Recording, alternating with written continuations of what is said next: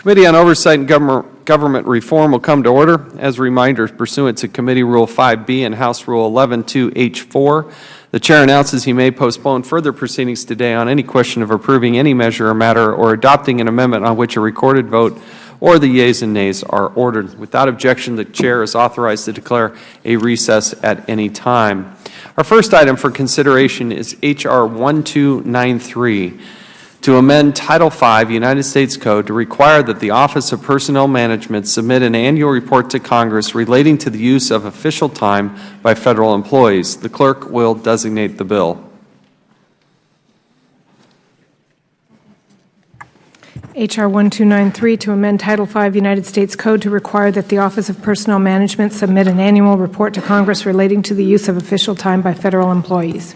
I ask unanimous consent that the bill be considered as read and open for amendment at any time, and without objection, so ordered. We'd now like to recognize the sponsor of the bill, the gentleman from Florida, Mr. Ross, for 5 minutes to explain his legislation. Thank you, Mr. Chairman, and thank you and your staff for working with mine to get this bill marked up today. H.R. 1293 requires the Office of Personnel Management to submit an annual report to Congress detailing the use of official time by Federal employees. Official time is defined as any period of time used by a Federal employee to perform representational or consultative functions and during which the employee would otherwise be in a duty status. Essentially, this allows Federal employees to perform union activities during their official workday. As the former chair of the Oversight and Government Reform Subcommittee on the Federal Workforce, I learned firsthand that OPM has very little accountability for the use of official time. In fact, OPM last reported the use of official time 5 years ago in the year 2012. In a joint subcommittee hearing with the Veterans Affairs Subcommittee on Economic Opportunity last month, members heard testimony from the Government Accountability Office and the VA regarding the lack of uniformity at VA facilities to record and calculate official time, resulting in unreliable data. My bill would require OPM to submit a detailed report annually to Congress on the use of official time by Federal employees, outlining specific types of activities or purposes for which the time was granted. In 2012, the last time that it was reported, Federal employees spent roughly 3.4 million hours conducting union business while on duty. This came at a cost to the U.S. taxpayers of $157 million. At a time when our country is more than $19 trillion in debt, we need to ensure that we are better accounting for the use of taxpayer dollars. In addition, as stated in the joint subcommittee hearing last month, despite the 45,000 Veterans Health Administration vacancies, access crisis, and long wait times to schedule an appointment, the top 4 positions at VA with individuals on 100% official time were positions related to direct patient care, including registered nurses, practical nurses, nursing assistants, and medical support assistants. These numbers do not include the positions related to direct patient care that are still pending 50% or 75% of their time on official time. So even if they are not on official time 100%, they are still spending a majority of their time on union activities as opposed to providing the necessary medical care that veterans need. My legislation will bring greater transparency to the activities union officials are conducting while being paid by the American taxpayer. And again, I thank you, Mr. Chairman, and I yield back. Thank the gentleman. We'll now recognize the ranking member, Mr. Cummings, for his statement on the bill. Thank you very much, Mr. Chairman. Mr. Chairman, H.R. 1293 is identical to legislation that was reported out of this committee in the last Congress. It would require the Office of Personnel Management to submit an annual report to Congress on the issue of time that Federal employees who are union representatives use for the following activities: representing employees in grievances and arbitrations, participating in meetings requested by agency officials, and working with management on proposed agency initiatives, organizational change plans, and worker safety issues. OPM has been voluntarily issuing reports on official time usage since 2002. The last time that OPM issued a report on official time was in 2014. This legislation would help ensure that OPM issues a report at the same time every year. In addition, Federal agencies would be required to submit data for the official time reports to OPM by the end of each calendar year. We expect that this language will help OPM collect the data in a more timely manner from Federal agencies. And so with that, I yield back, and I thank you. Thank you. The gentleman yields back. Does any other member wish to speak on the bill, or does any other member have an amendment to the bill? I have an amendment. Mr. Chairman, I have an amendment. The clerk will designate the amendment. Amendment to H.R. 1293, offered by Mr. Cummings of Maryland. Without objection, the amendment is considered read, and the gentleman from Maryland, the ranking member, is now recognized for 5 minutes to explain the amendment. Thank you very much, Mr. Chairman. My amendment to H.R. 1293 would require the annual report on the official time that the Office of Personnel Management submits to Congress include the total amount of official time spent by union stewards representing federal employees who are not union members. Federal unions are obligated under the law to provide representation to all employees within a bargaining unit, including those who choose not to be dues-paying members of the union. In exchange for accepting the statutory obligation, federal unions are allowed to use official time to conduct their representational activities. I understand that a significant portion of the work that union stewards do relates to representing non-members. I think it makes sense to understand exactly how much representation work is conducted on official time is dedicated to non-members. My amendment would require agencies and OPM to track and monitor this time.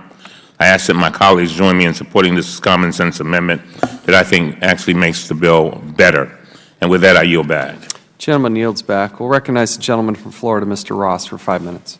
Thank you, Mr. Chairman. I move to strike the last word. I urge support of the amendment from my colleague. This amendment encourages better transparency, and I urge my colleagues to support it. The amendment would require information to be reported concerning the total amount of official time spent by employees representing federal employees who are not union members. Given that 80% of the workforce is not unionized, this amendment makes sense. Again, I urge my colleagues to support this amendment and yield back. Gentleman yields back. Does any other member wish to speak on the amendment? Hearing no additional comments on the amendment, the question is now on the amendment offered by the gentleman from Maryland. Those in favor signify by saying aye. Aye. Those opposed, no. In the opinion of the Chair, the ayes have it. The amendment is agreed to. Are there any further amendments to the bill?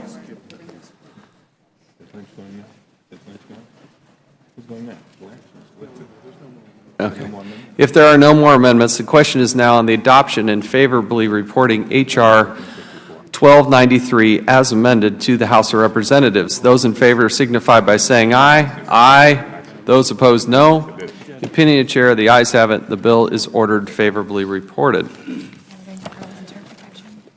Without objection, the motion to reconsider is laid on the table.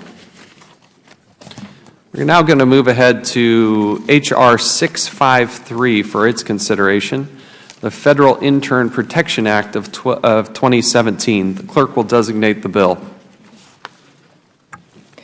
H.R. 653 to amend Title V United States Code to protect unpaid interns in the federal government from workplace harassment and discrimination and for other purposes. I ask unanimous consent that the bill be considered as read and open for amendment at any point. Without objection, so ordered. Now I'd like to recognize the ranking member, the sponsor of this legislation, Mr. Cummings, for his statement on the bill. Thank you very much, Mr. Chairman, and I really appreciate very much you presenting this bill for a vote today. Unpaid interns work in federal agencies every day. They do this work to acquire experience and contacts to help them pursue their career dreams, which hopefully include working for the federal government. I think most members of Congress will tell you that one of the things that's most impressive about interns, and particularly those who have not been paid, they gain experience. A lot of times they sacrifice tremendously, but when it comes to hiring employees, when you've got an intern who has had experience and others who have not, certainly those who have experience in most instances have a leg up. The federal workers that mentor these unpaid interns are protected from discrimination and sexual harassment by federal law. Unfortunately, due to a loophole in existing law, unpaid interns are not protected from discrimination and sexual harassment. This committee has held a number of oversight hearings on employee misconduct. In some instances, this misconduct involves sexual harassment of interns. Witness testimony has included allegations of unwanted touching and uninvited sexual advances. Mr. Chairman, having heard that testimony, now is the time for us to make reforms. My bill, H.R. 653, would include interns under the existing protection for employees, making it illegal to discriminate on the basis of religion, race, and gender, just as it is currently illegal to discriminate against or harass other workers in the federal workplace on these bases. We're simply closing the loophole in existing policy. And I am glad that we were able to come together today to support this legislation, which passed both this committee and the entire House unanimously in the last Congress. Mr. Chairman, I also want to take a moment to applaud you, and I've watched you over the years, particularly when we have dealt with sexual harassment issues within some of our agencies, and you have been a real giant in addressing these issues and not tolerating that. And I think both you and I agree that people, whether they're interns or not, should be able to come to work and feel comfortable every single moment that they are working for us. And so I want to thank you, and I want to again urge our members to vote in favor of the legislation. And with that, I yield back. Thank you. The gentleman yields back, and I'll recognize myself for 5 minutes. As I, too, stand in support of this bill, I appreciate Mr. Cummings bringing this up. We have stood shoulder to shoulder on these issues, and if there's one thing that's been as offensive as anything I've seen is the number of people who are trying to serve their nation. They're starting off young in their career, and they're trying to do the right thing, get a good experience, only to be harassed at work. And nobody should be subjected to that at any point in their life, but certainly not at the beginning of their career. And they're doing this unpaid work, serving their nation, only to have some predator do something nefarious to them. Unfortunately, under current law, unpaid interns who work in executive agencies do not have the same protections against discrimination and harassment as their other federal counterparts. In a 2013 case, a court ruled that an intern who had been subjected to sexual harassment was not entitled to bring a hostile work environment claim under New York City law because the accuser was an intern. The court indicated the plaintiff would not be protected under federal law either, and you can see where we would find that this would be totally unacceptable. The committee has investigated too many instances of sexual harassment and misconduct in the federal government. This legislation includes the investigation last Congress into sexual harassment against interns at the Environmental Protection Agency. Interns were subjected to unwanted touching, inappropriate advances, and comments, both of which are wholly inappropriate and unacceptable. We need to protect all the federal workers, especially those who are the youngest and the most vulnerable to this. We are proud of the fact that we passed this out and of the committee last Congress, and we passed it in the House of Representatives unanimously. And so I would hope we could all come together again and push this and hopefully get the Senate to join us and get this bill to the President's desk.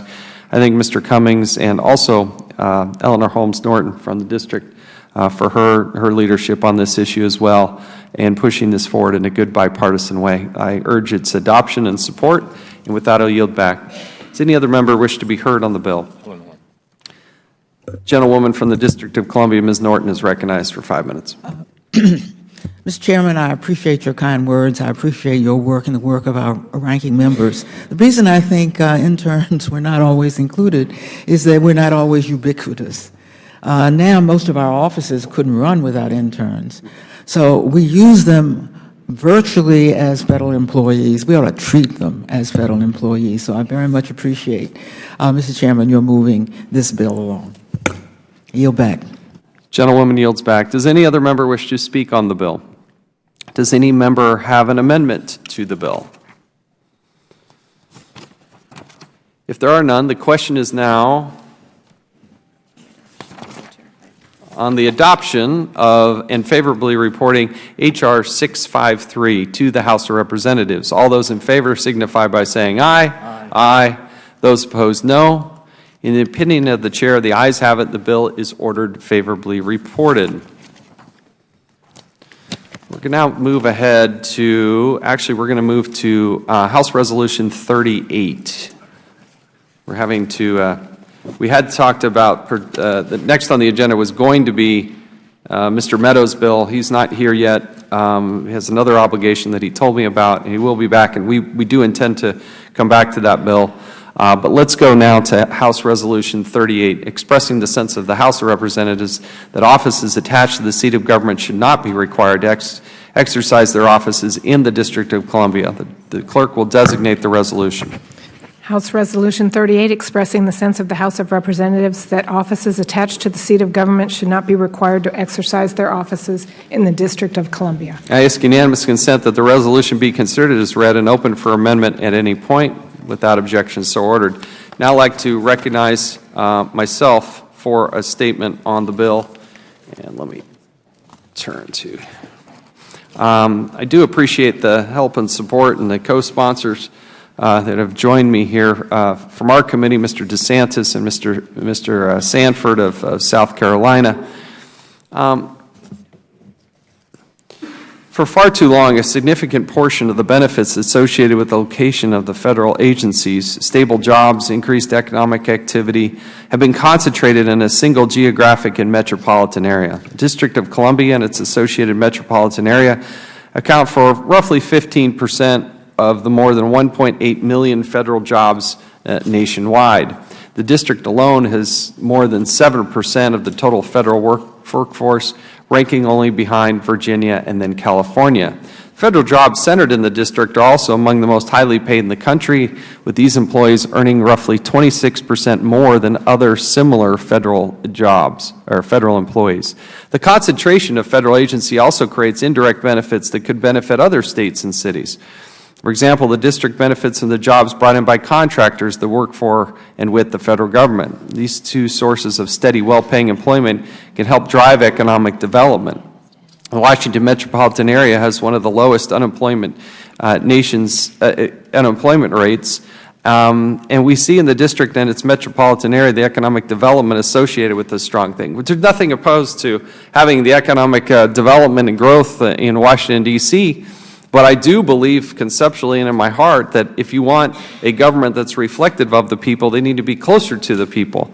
And so what we're trying to do with this resolution is to simply say that there should be consideration as the federal government grows or it looks to new buildings and to expand, that perhaps if you're going to have a more reflective government of the people and by the people, perhaps it should be in other parts of the country too.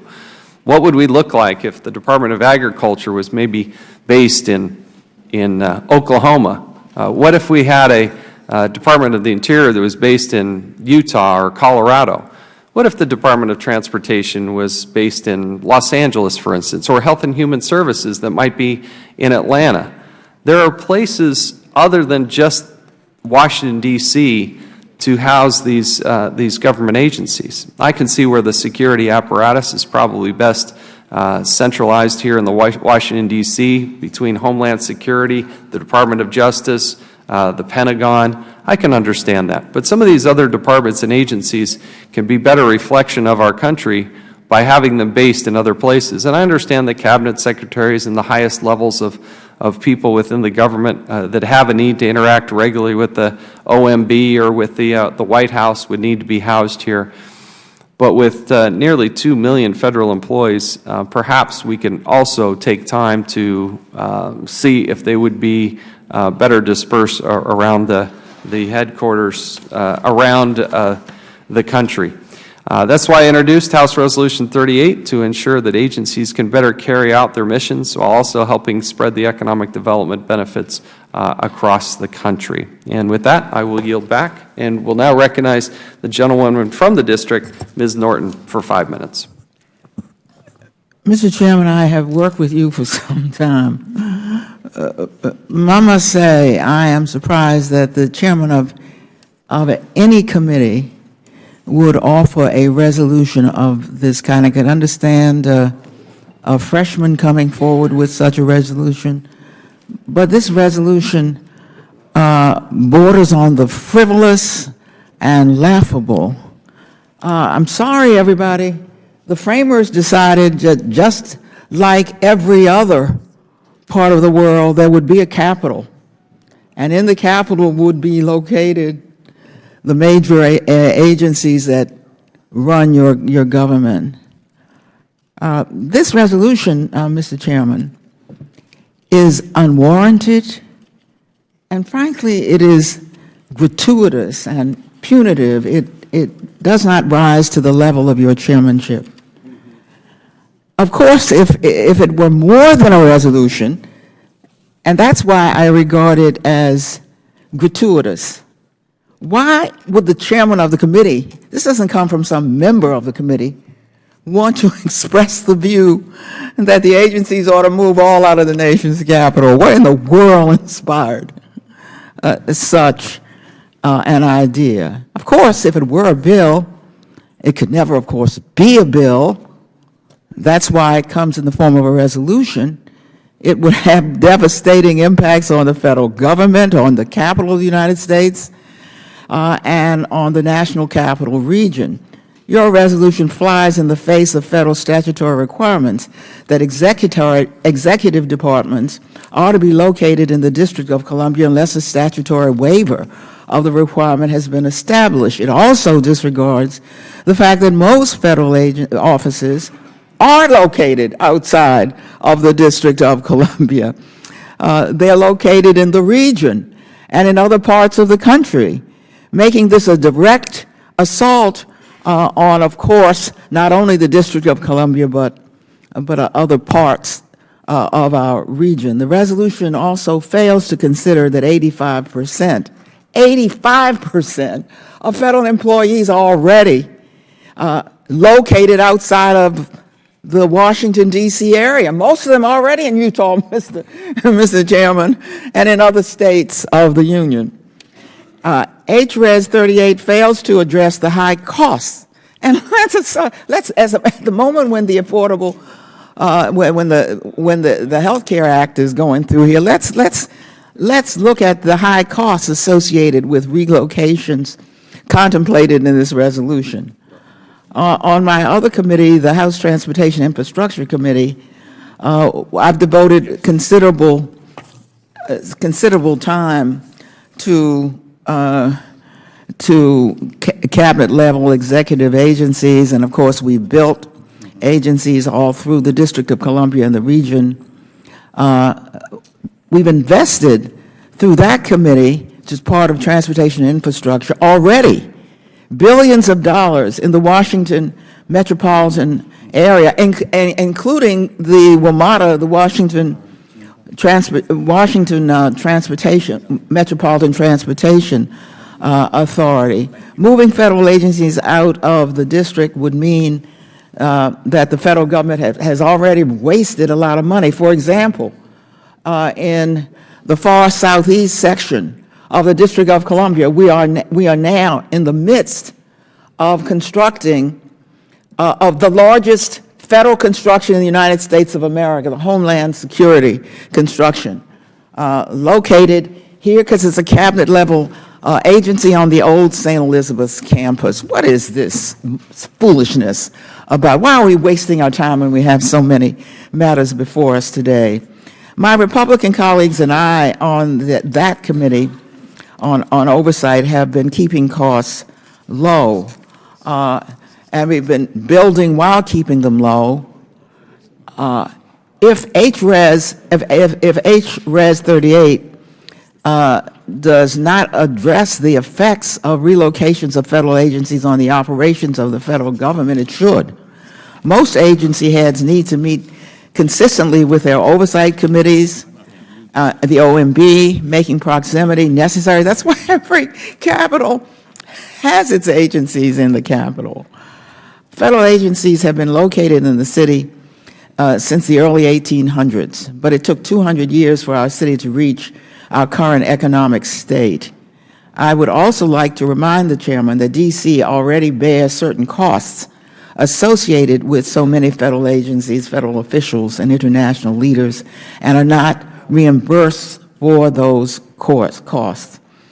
I understand some of the frustrations of the Chairman and that the headquarters of federal agencies are located outside of Utah, and the Utah residents don't have access to that. I'm sure he would not want to abandon, though, his notion that the federal government should not be spending unnecessary funds and contributing to the deficit. This resolution only costs the federal taxpayers billions of dollars with no known benefits. I don't think it's worthy of consideration before this committee, and I reserve the balance of my time. Just the gentlewoman yields back. I yield back. Yield back the gentleman. Does any other member wish to speak on the resolution? Mr. Chairman. We'll go to Mr. Russell of Oklahoma first. Mr. Russell is now recognized for 5 minutes. Thank you, Mr. Chairman. And, Mr. Chairman, I appreciate the spirit by which you are doing this, and I certainly try to be as supportive as I can in this case, being a great student of the Constitution, and I know my friend and colleague, Ms. Norton, and I often spar on the District of Columbia. But in this case, I find myself in agreement with Ms. Norton, and for these reasons. In Federalist number 43, Madison argued why we need a consolidated authority for the nation's capital. And he even stated, he said, quote, "It would not be proper for the places on which the security of the entire Union may depend to be in any degree dependent upon a particular member of it." What would happen in his argument in Federalist 43 is that as you would find the seat of government with all of its dependent agencies dispersed to the various member states, that special interest would kick in.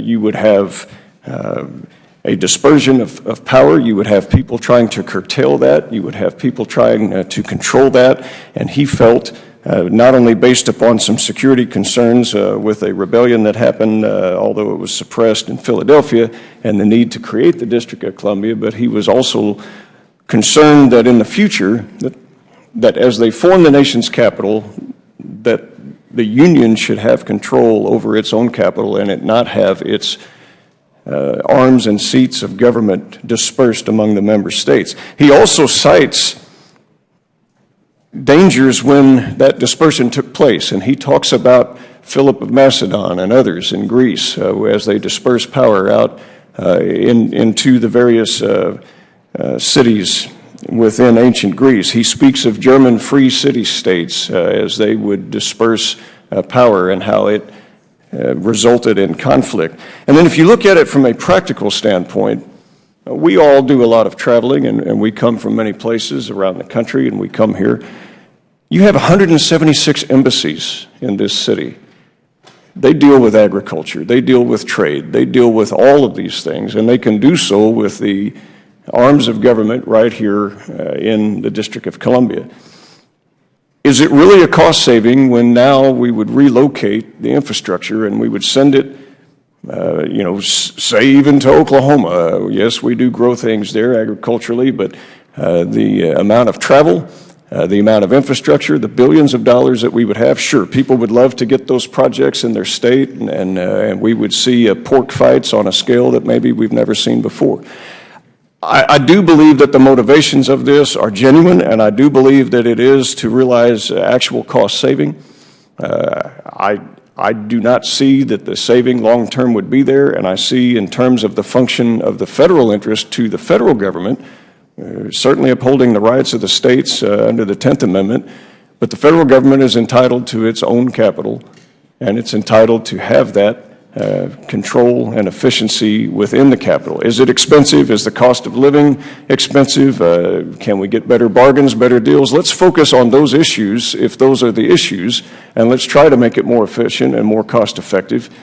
But sending our arms of government halfway across the country will not create an efficient government, and if we were under any illusions that we have an efficient government, I think that we would make it even more difficult by dispersion of the major portions. And I would love to be in support of this. I have great respect for the chairman. I have great respect for this committee.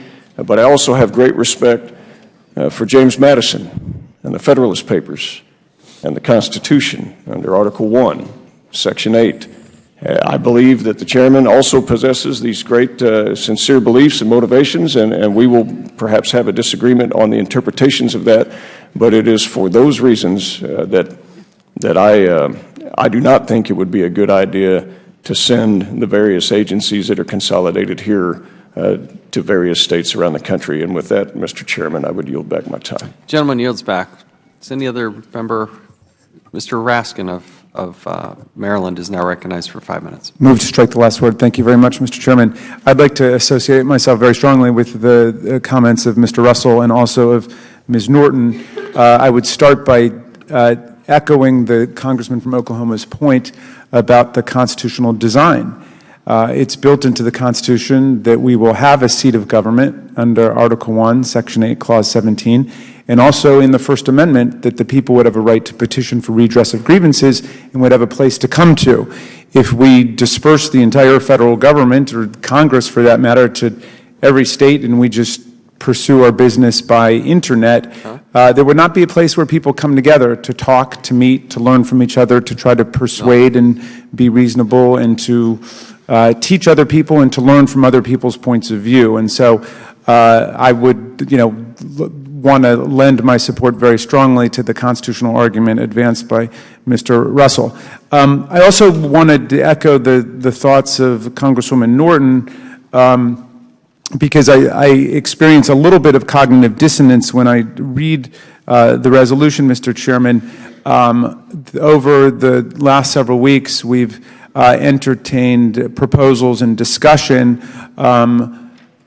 reconsidering actions taken by the people of the District of Columbia in their own form of government. And I'm thinking specifically of the attempt to override the Death with Dignity legislation that was adopted by the people in D.C. I think there are also designs on other policies that have been enacted by the people in D.C., including medical marijuana and some of their gun safety legislation.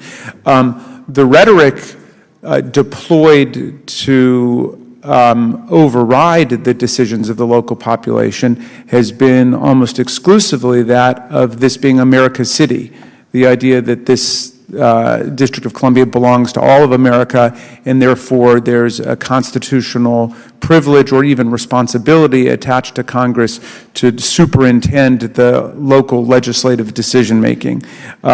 So I would think this would be the cruelest of ironies if, on the one hand, Congress says, because you are America's city, we are not going to allow you to govern yourself. We are going to reconsider and overturn your own local legislative determinations. But then, at the same time, we're going to strip the seat of government. We're going to rob the nation's capital of federal installations and offices and simply distribute them across the country.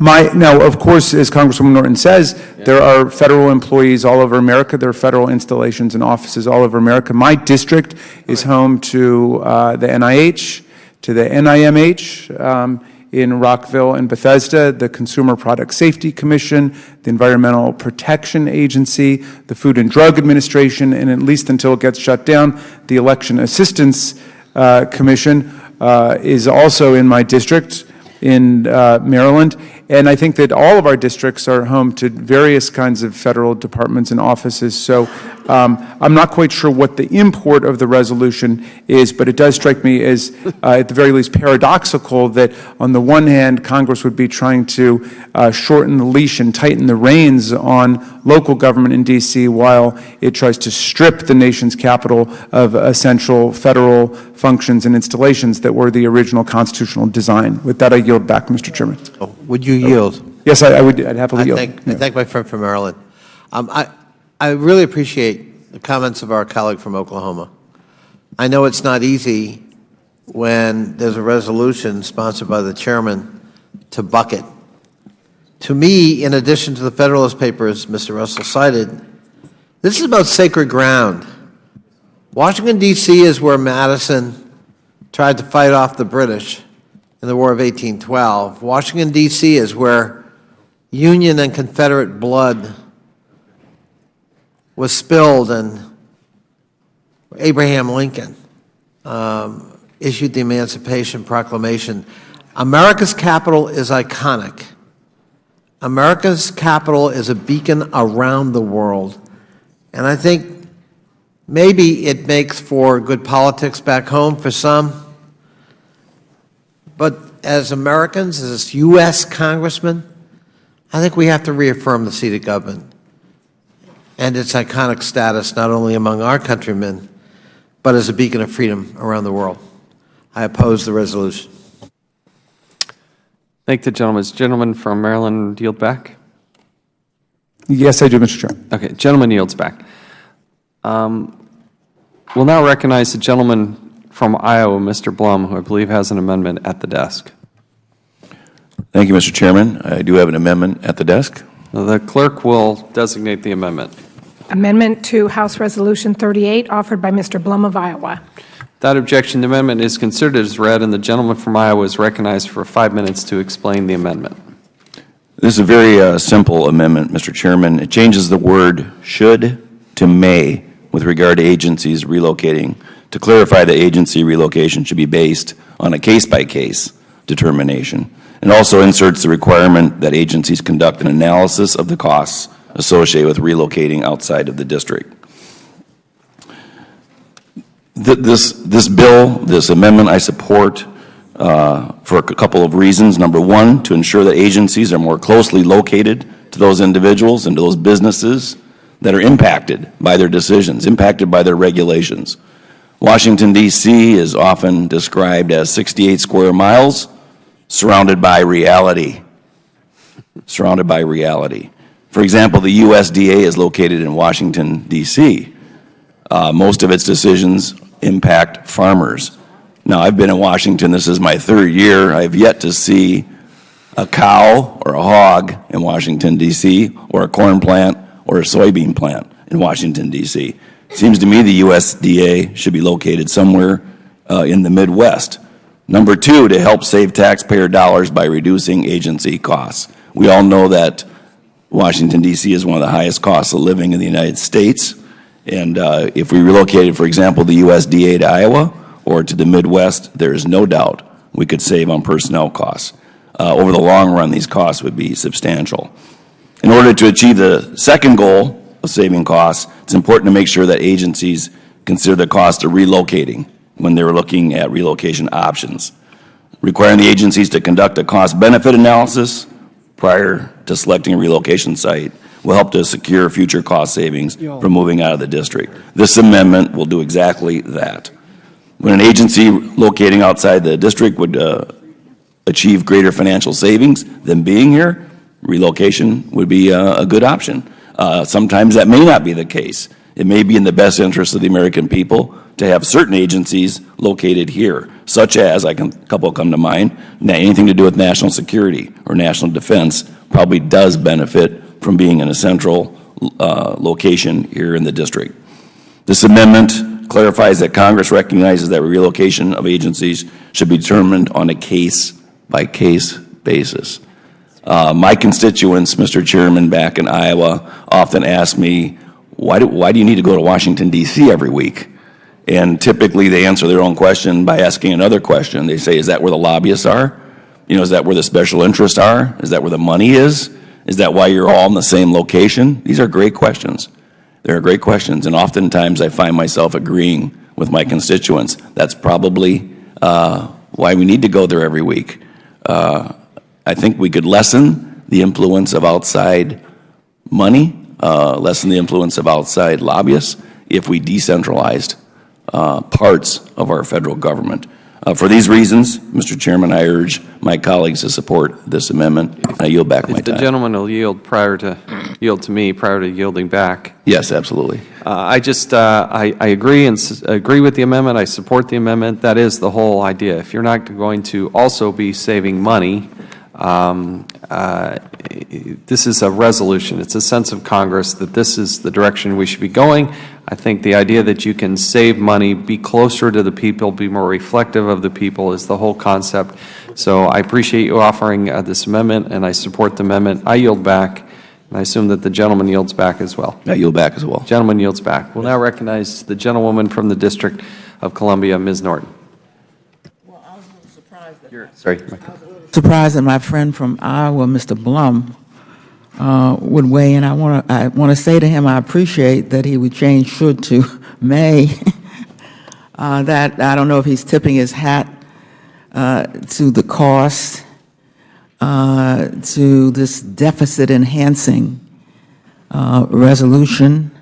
But I do recall that Mr. Blum tweeted about coming in from to work and seeing all of these contraptions, these cranes in the air, and believing that they were because the federal government was pouring cash into the District of Columbia building facilities.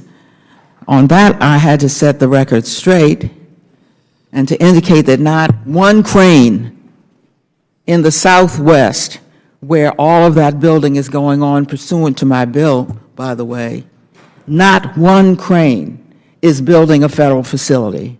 All of that is coming out of the private sector.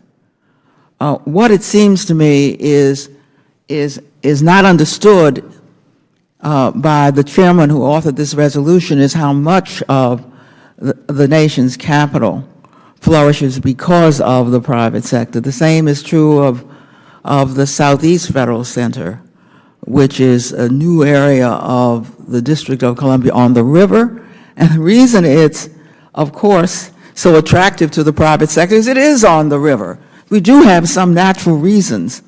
My friend from Iowa should understand why the District of Columbia would itself be attractive to private entities, and that every time you see a crane, every time you see building, it's not the District of Columbia.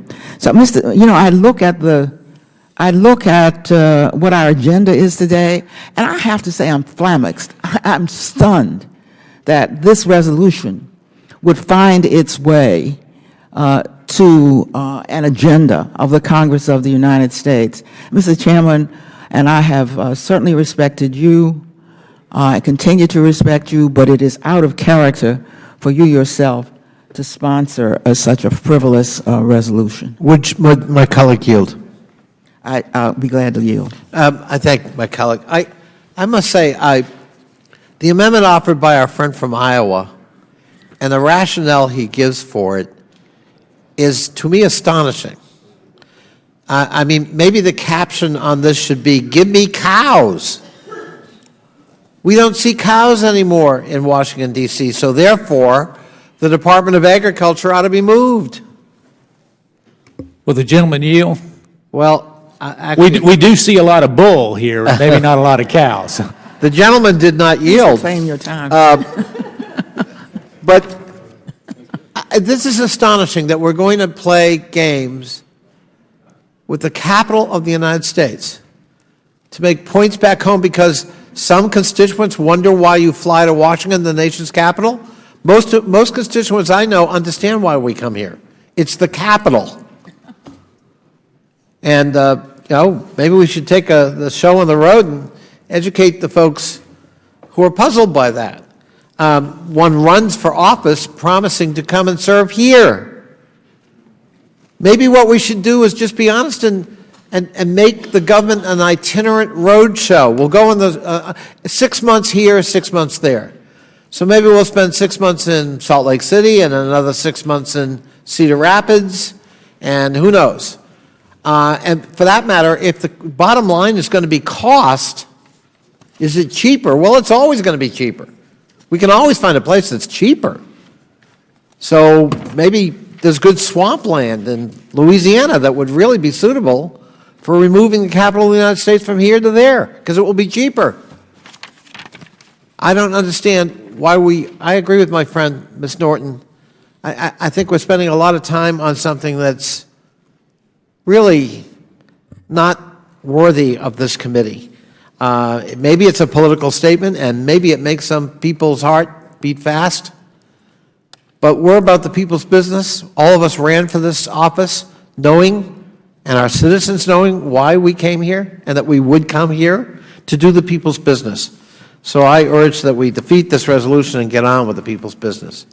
And I'm sorry, I say to my friend from Iowa, there aren't enough cows to satisfy him here. Mr. Chairman yields back. The gentlewoman yields back. And I'll recognize myself for 5 minutes on this amendment. You better be a little careful about just calling Louisiana a bunch of swampland and disparaging other parts of the country. But no one disparaged anybody. The gentleman is not recognized. No, of course exactly not. what the gentleman said. No, you did not describe what I said. The gentleman is not recognized. And the gentleman should not distort what was said. The gentleman is not recognized. Nobody has suggested moving the capital of the United States of America. It is absurd to suggest that that's what this resolution says.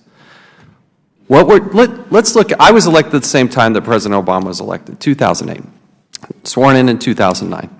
Since that time, exclude the Postal Service, exclude the military, the net increase in the number of federal workers is up more than 60,000 people. Why do we think all those cranes are being built? Because they have to continue to house more people. And it's a beautiful spot, and the refurbishment, it's wonderful. I love hanging out in that area. And I'm glad that they're doing it.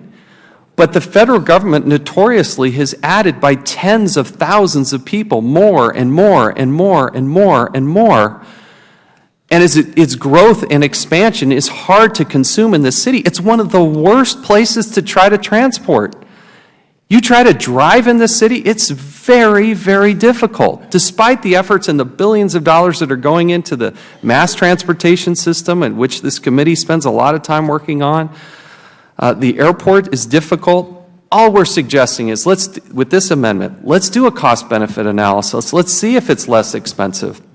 The senior management of each of these departments and agencies I can see as having to be housed here in Washington, D.C., and the centralization of that is a good and positive thing. But if you're going to have rank-and-file members within these 320 or so departments and agencies, they don't all need to be in this metropolitan area. They're not now. And all this is saying is, before you just simply look to the greater Washington, D.C. area to grow and expand and build new buildings and do nothing, look to other parts of the country as well.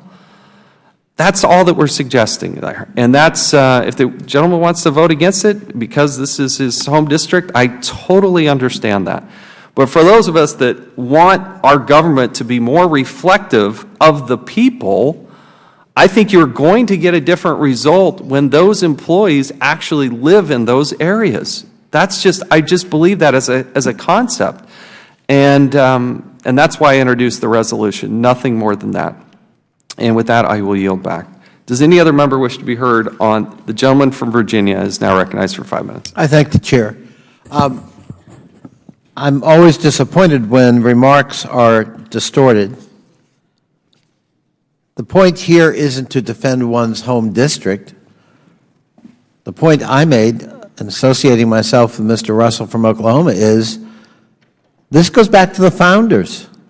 This goes back to deciding there would be a seat of government for the new country called the United States of America. It was carved out of the wilderness. It occurred because of a deal cut between Thomas Jefferson and Alexander Hamilton over debt. And it's become iconic in its status. And so the prospect that we're going to relocate parts of the government, or we're going to do a cost-benefit analysis to see if something is cheaper, to me begs the question of, are we going to have a seat of government that is stable, recognizable, functional, or not? And despite the Chairman's best efforts at trying to minimize the impact of this resolution or its intent, I see it otherwise. I see, if we pass this, it's a statement by the Congress of the United States that, frankly, we're not all that tethered to the nation's capital anymore. And I'll bow to the wisdom of the Federalist Papers and James Madison and Alexander Hamilton that we needed a seat of government. It was one that was plotted by George Washington himself, and it served the country by and large well. Doesn't mean that there can't be, and in fact there are lots of annexes around the country of federal agencies that operate in all of our respective states. And the siren song of, well, let's do a cost-benefit analysis, as I said earlier, of course you're going to find somewhere in the country that's cheaper than Washington, D.C. or its environs. And if that's the criterion, well, as I said, we might as well, frankly, just put the show on the road and spend 6 months here and 6 months there. And I just don't think that's worthy of our consideration.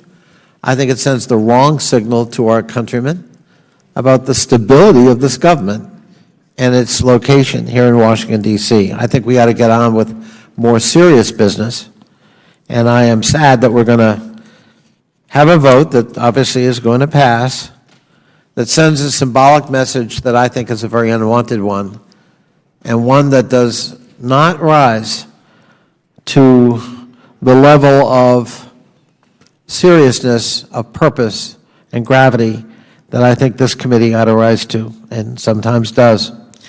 So I will oppose the resolution, not because of anything parochial. My district isn't the seat of government, but because I think it's the wrong thing to do, and I think it sends the wrong message, and I think it contravenes the intent of the founders of this republic. I yield back. Mr. Chairman. Gentleman from California, Mr. Issa is recognized. Thank you. I move to strike the last word. Thank you. I want to continue where the gentleman from Virginia left off, and I want to partially agree and maybe elaborate in a way that will bring us together. I'm not enamored with H.Res 38, Mr. Chairman, but perhaps for a different reason than the gentleman from Virginia. I think you bring up an extremely good point, and I hope this committee will dedicate itself to the underlying point here. And the gentlelady from the District of Columbia and I have been friends since I first came to this committee, and I respect the fact that there's a revitalization of the city that's going on, in which those cranes are often people who choose to come back into the city, to a thriving city that can be very different than it was just a decade ago. I want to share with the gentleman from Virginia, Jerry, you're absolutely right about one thing. The Constitution envisioned that the House and the Senate would pick a common place to meet. This is the common place, and we're constitutionally required to meet here. It is essential that the White House, if you will, the President, be available to this body both for signing and for consultation. It is critical that we have the assets of the federal government sufficient for us to do oversight on and, in fact, to get answers to our questions in a timely fashion. But I think the Chairman's underlying point is that in a modern era where the Patent and Trademark Office has chosen to have a regional center in San Jose and other locations, and they have chosen to have federal workers telecommuting from all over the country, we do need to ask the question, for purposes of continuity of government, for purposes of not having an unreasonable concentration of everything, including the military-industrial complex, in the Beltway area, which is a single point of loss, will this committee, as part of its reorganization and oversight of government effectiveness and efficiency, dedicate itself to questions of continuity of government, cost, of course, the diversification of a workforce outside of one area, which is increasingly an expensive area to live and work in. And so I will be voting for this resolution because I think symbolically it does say that. It does say not that we, the House or Senate, will leave this body, this city, not that the President will leave this city, but that we do need to start looking at the concentration inside the Beltway, as the American people would believe and hear, for a number of good reasons. But one, and perhaps the most important one, is we need a buy-in by 50 states and the territories. That means, and the District of Columbia, we very much need a buy-in, which means that we can't simply have a few bureaucrats there to oversee them, but whenever possible, as in Provo, Utah, where I understand they still have the national printing, is that right? No. What is it that's in? A little bit of Bureau of Reclamation, but it's very. That's it. It used to be there was a big thing in Utah. I apologize, Mr. Chairman, you would know better. I'm not rubbing it in. You do have this big tech center, though, that's a couple of miles square. But there is a choice. There's a reason there's a Cheyenne Mountain. There's a reason that our military bases are deliberately scattered broadly throughout our country. So, Mr. Chairman, I will be supporting the resolution, and I'm supporting what I think is the underlying view here. And just as many years ago, the Greenbrier in West Virginia was set up as an alternate continuity of government location, I would hope that we would look at diversifying as much as possible and practical. And practical is not just money, it is also the effectiveness and efficiency of the process. And I, for one, look forward to your leadership in this area. I hope that all my colleagues will take it as a symbolic resolution that we should not have an unreasonable concentration here, while we all know that much of government must be close and working together, because only through personal interaction will we all come to common decisions. And, Mr. Chairman, I thank you for your indulgence. I yield back. Thank the gentleman. Does any other member wish to speak on the amendment? Ms. Watson is now recognized for 5 minutes. Thank you, Mr. Chairman. Ms. Watson Coleman. Oh, yes. Mr. Chairman, I think Mr. Ice has just said something that really sticks in my craw, as well as prompts my concern here, that we are addressing a symbolic resolution while we are operating right now in a time of urgency, where we seem to be engaging in a number of hearings, particularly in this committee, that are merely deflections of the urgency that the people of this country are asking us to address. So I'm going to take my 5 minutes and address that issue. First of all, I want to say that by refusing to financially divest from his hotels and other businesses, this President Trump, is continually and deliberately violating the Emoluments Clause of the Constitution, prohibiting government officials from accepting gifts of or payments from foreign governments. This is an embarrassment and downright shameful that this body, with its charge and responsibility in name, oversight, and government reform, has yet to discuss this clear violation or require the President's divestment from his businesses and hold him accountable if he does not. It is clear that there are two opportunities to lobby for the President's support while here visiting the nation's capital. First, at 1600 Pennsylvania Avenue, and then down the street at the Trump International Hotel. Would it surprise you to note that the hotel has a sales position dedicated to diplomats? Would it surprise you to know that just days after the inauguration, a foreign government abruptly moved a major annual celebration from the Four Seasons to the Trump Hotel? In January, the American Chamber of Commerce in Canada had long planned to hold a meeting at the Vancouver home of a U.S. diplomatic official to talk about trade relations in the Donald Trump era. Until days before the meeting, the group suddenly chose instead to rent space for $2,500 Canadian at the brand new Trump Hotel. This is not a coincidence, and these are not the only examples. This President is shaping U.S. policy while maintaining ownership of his high-profile business interests worldwide. This President is profiting off of the American people. He is profiting off of the office of the President, and at best, this is a question of his morality, and at worst, we are derelict in our duties to ensure this does not continue. So, Mr. Chairman, I have questions to pose to the leadership of this committee, specifically you. Why hasn't this committee asked questions that are being asked around living room tables and kitchen tables all around America? How can Donald Trump, the President, simultaneously make money for Donald Trump, the business owner. When foreign relations choose to stay at a Trump hotel over other hotels in the nation's capital, is that considered a bribe? If not, shouldn't it be? And most importantly, why won't this Congress, controlled by you and your colleagues, Mr. Chairman, do its job and hold him accountable? And finally, Mr. Chairman, when can we expect to hold relevant hearings as to the urgency and the emergent situation of this Trump administration, as opposed to deflecting our attention to less important matters? And with that, I yield back. Thank you, Mr. Chairman. Gentlewoman from New Jersey yields back. Does any other member wish to be heard on the amendment offered by the gentleman from Iowa? Mr. Cummings is now recognized for 5 minutes. Thank you very much. Mr.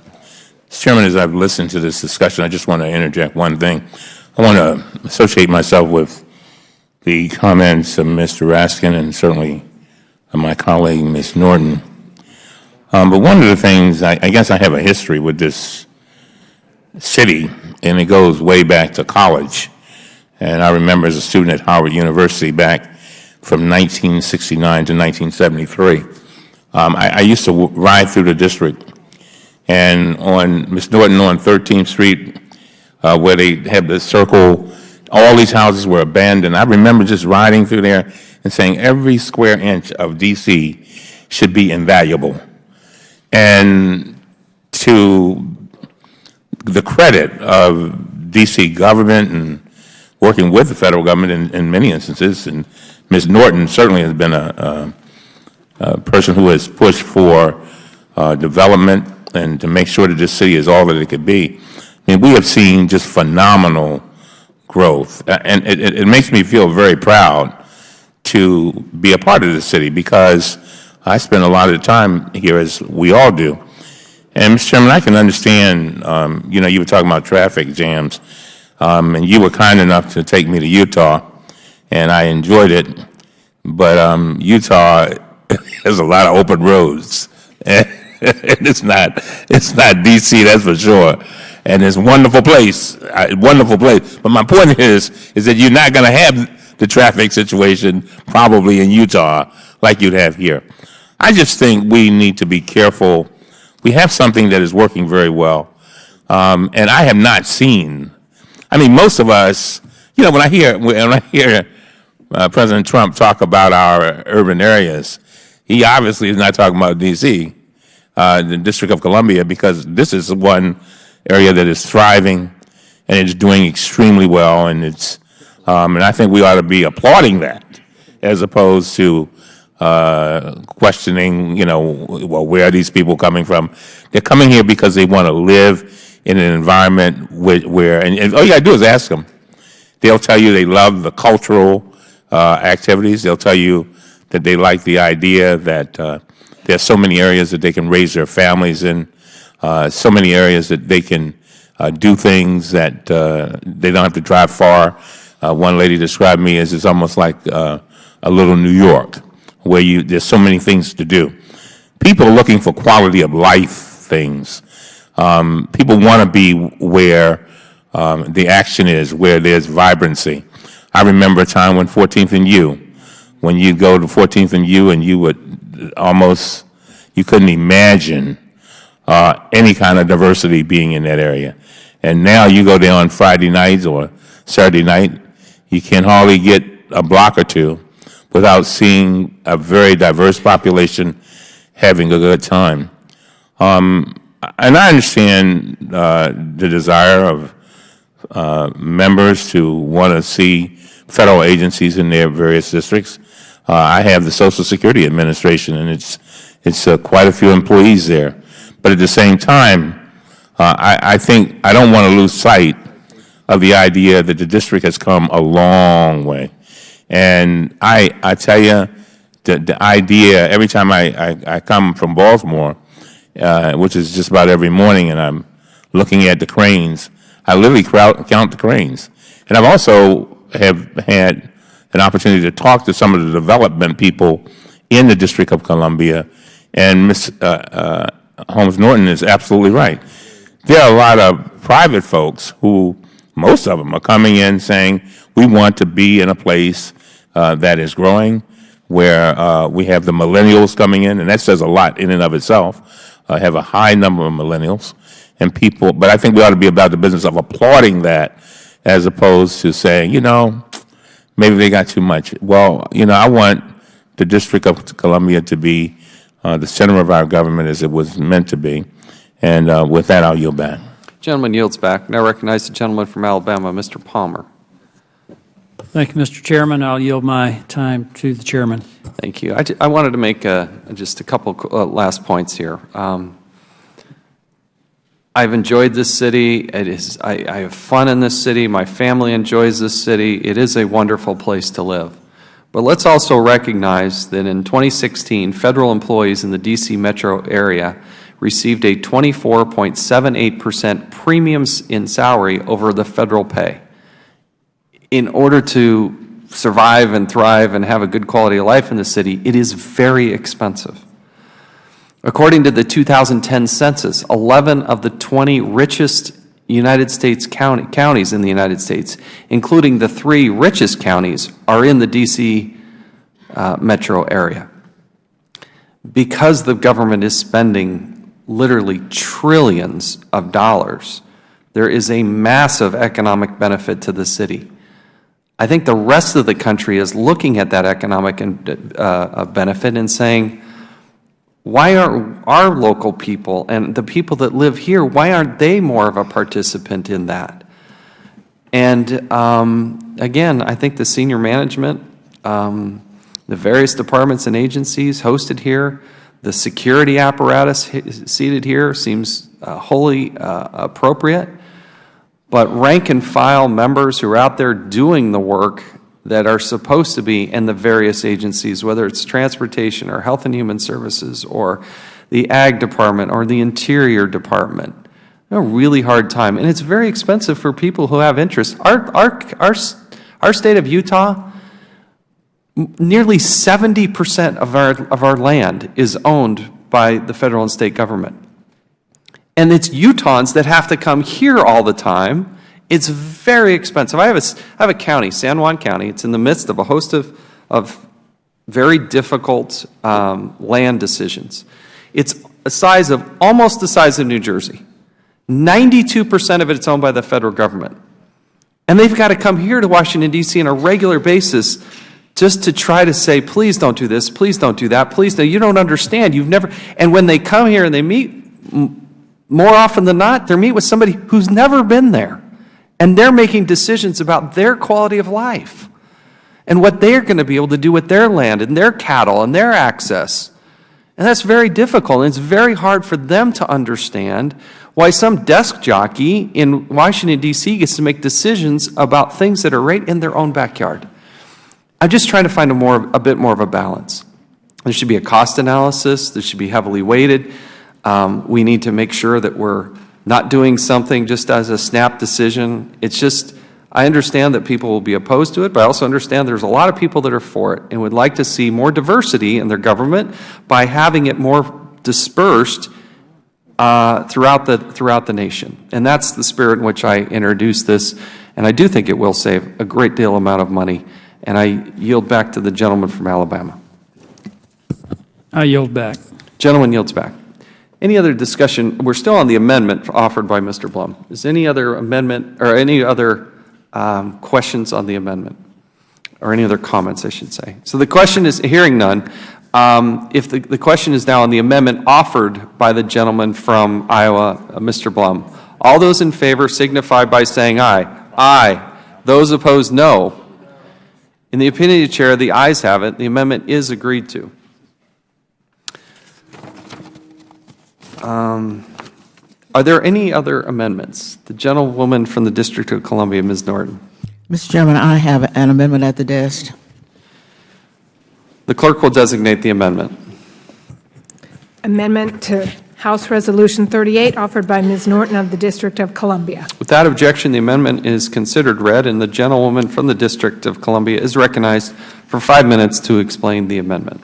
Mr. Chairman, as people shake their heads in bemusement at this resolution, remember it's only a resolution, it's not a law. And someone characterized it as a symbolic resolution. That makes it a little more respectable. The Chairman's comments show sheer envy of the fact that we have a nation's capital. So much so that he wants to defy his own principle about the deficit and costs. The notion that he would override that principle is nothing short of shocking, particularly when you consider that the gentleman will suspend for a moment. I would remind the gentlewoman to assign motivation to another member is not the spirit in which we do these things. And I would admonish the gentlewoman to be careful in how she assigns motivation to another member's actions. Mr. Chairman, I'm only drawing from your own remarks about Utah. I certainly don't mean to offend you. Remember that only 15% of federal workers are in this region. I've never calculated how many are in this city, but most of them are in the region. So what I'm trying to do is at least put back on the table the notion of cost and deficit. So, Mr. Chairman, if your resolution could ever become law, because it would become a bill, federal agencies now located in the District of Columbia, even one of them, would cost the federal government billions of dollars to move. My amendment would assure that any relocation of a federal agency would simply not occur, would not incur additional costs from moving in the district, particularly if that was space that's now in federally owned space, and much of our government agents, much of the government complex is in federally owned space. My amendment adds a condition to Section 2 that executive agencies and military departments would be relocated to property owned by the federal government. My amendment would also change Section 3 by limiting heads of executive agencies and military departments to recommending alternative locations for agency headquarters, provided that a 30-year net present value analysis of any such alternative location concludes that there would be no cost to relocating to that alternative location. So my amendment simply asks the question, how much are you willing to add to the deficit to accomplish your goal? Right now, the headquarters of almost every cabinet-level executive agency is housed in federally owned buildings.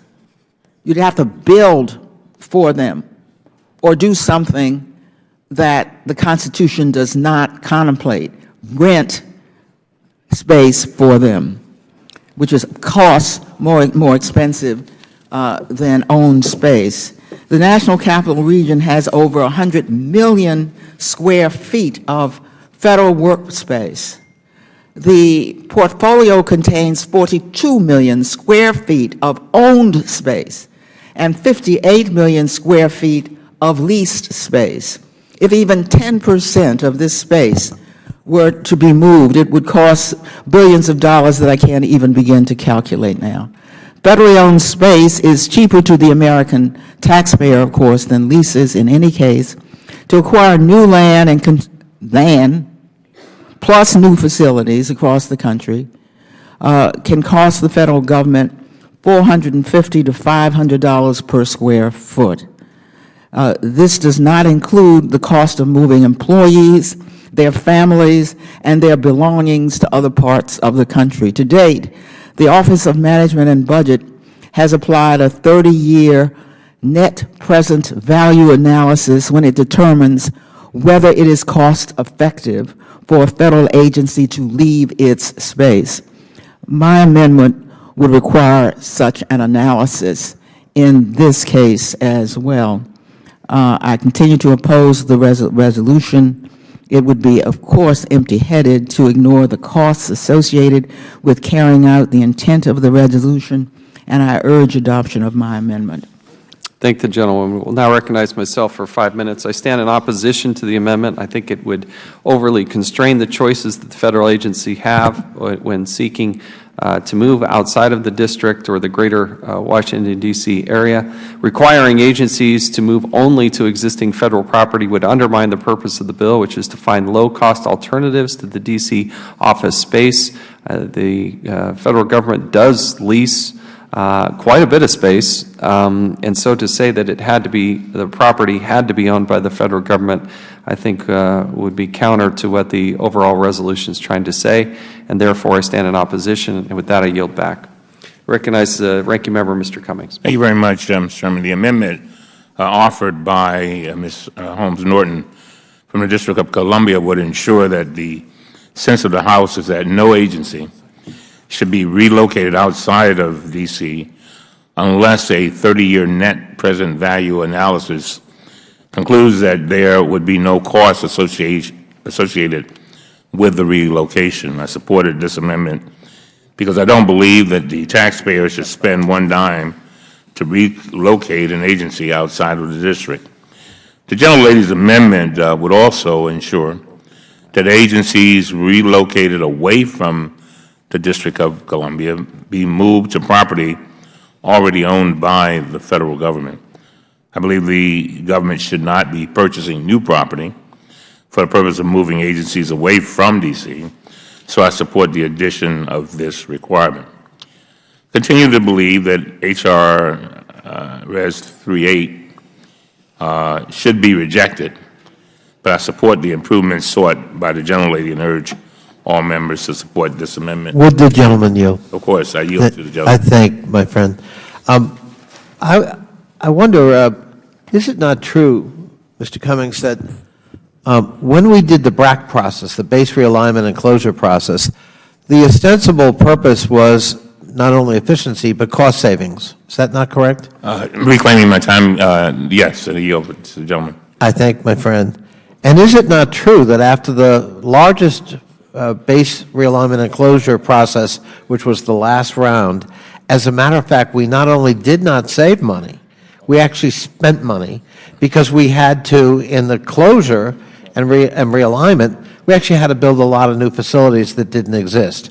And I can think of several nearby where actually the costs far exceeded the savings. Reclaiming my time, that's absolutely right. And I think that's really the point Ms. Norton's trying to make with this amendment, which is that sometimes savings can be illusory despite the best of intentions. And so putting all of our stock in that criterion as the determinant for essentially relocating the United States Capitol in whole or in part, I think is a dangerous road to go down. I thank my friend for yielding. With that, I yield back. Gentleman yields back. Does anybody else wish to seek recognition on the amendment from Ms. Norton? If none, the question is now on the amendment offered by the gentlewoman from the District of Columbia, Ms. Norton. All those in favor signify by saying aye. Aye. Those opposed, no. No. The opinion of the chair, the noes have it. The amendment is not agreed to. Are there any further amendments to the resolution? Seeing none, the question is now on the adoption and favorably reporting House Resolution 38 as amendment to the House of Representatives. All those in favor signify by saying aye. Aye. Those opposed, no. No. Opinion of the chair, the ayes have it. The resolution is ordered favorably reported. Without objection, the motion to reconsider is laid on the table. We will now go to... She wants a recorded vote. Mr. Chairman, I'd ask for a recorded vote on that one. I came a bit tardy and a bit late, but we will, hold on, let me go back to the script here.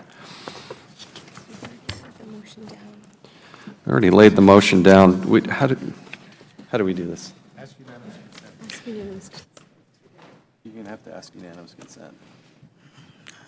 I ask unanimous consent that we be allowed a recorded vote, a minimal courtesy that I'm asking from the committee.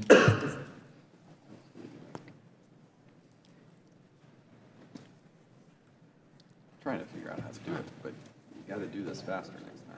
Ask unanimous consent to withdraw the motion. I ask unanimous consent. To withdraw the motion. To withdraw the motion. Yeah, to withdraw the motion. Without objection, so ordered. So now you need to ask for the recorded vote. I ask unanimous consent. I ask for a recorded vote. Okay. A roll call vote has been requested. As previously announced, further proceedings on House Resolution 38 will be postponed. Are there any objections? Okay. Now let's go back to, we're now going to recognize the gentleman from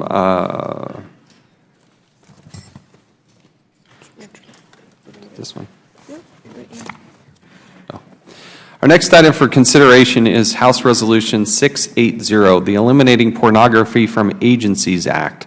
The clerk will designate the bill. H.R. 680 to prohibit accessing pornographic websites from federal computers and for other purposes. I ask unanimous consent that the bill be considered as read and open for amendment at any point. Without objection, so ordered. We now recognize the chief sponsor of the bill, the gentleman from North Carolina, Mr. Meadows, for 5 minutes for a statement on the legislation. Thank you, Mr. Chairman. Thank you for your leadership in allowing this bill to be considered before the committee today. This bill is similar to one we introduced in previous Congress that directs the Office of Management and Budget to issue guidelines within 90 days of enactment to prohibit access to pornographic materials on federal computers unless necessary for investigative purposes. Now, it's unfortunate that this bill is even necessary. The committee learned of several instances of sexual misconduct in the federal workforce, and we held no less than 7 hearings directly related to this topic in the previous Congress. Stories of federal workers watching pornography and, while on the taxpayer's dime are unacceptable. As you may recall, one employee at the Environmental Protection Agency was viewing pornography at work from 2 to 6 hours a day for several years. There were 20,000 graphic images were found on an employee's government-issued laptop. Another employee had 507 graphic images on their computer and a document with graphic descriptions of coworkers.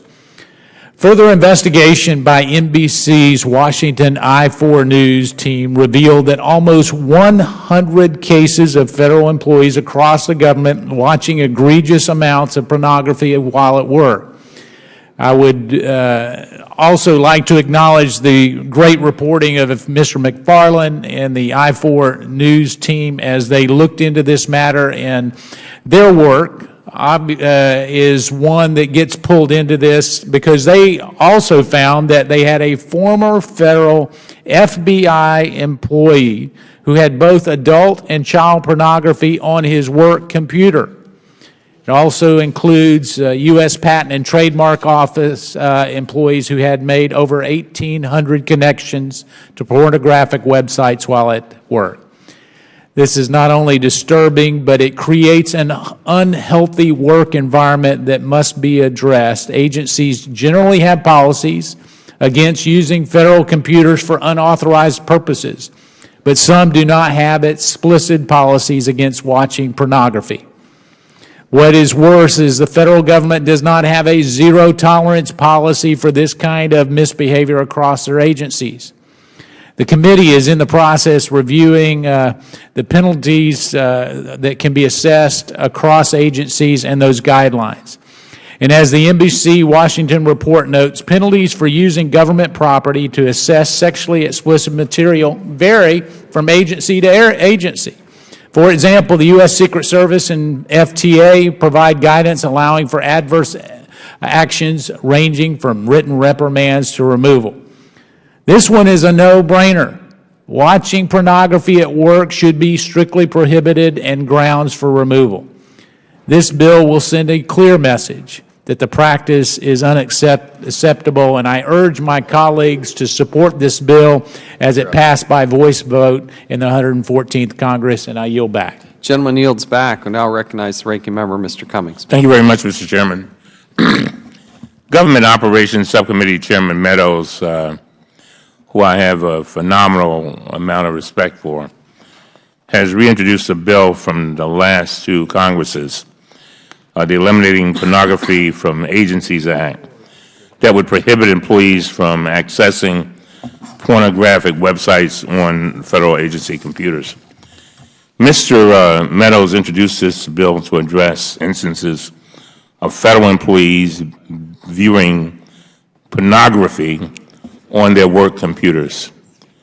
I wholeheartedly agree with Mr. Meadows that this is simply unacceptable, and it is unacceptable conduct for federal employees.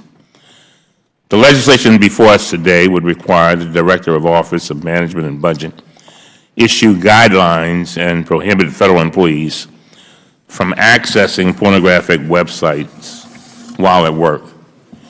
This simply makes sense.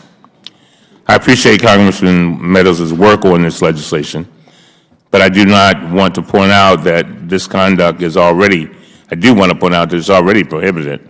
The standards of ethical conduct which apply to federal employees state, and I quote, "Employees shall protect and conserve federal property and shall not use it for other than authorized activities." Viewing pornography is already a prohibited activity. It subjects federal employees to agency discipline under current law and regulations. As a matter of fact, I've known of some employees who have been disciplined with regard to this very subject. I will not oppose Mr. Meadows' legislation, but I believe that every federal employee should already be well aware that the underlying conduct is already prohibited.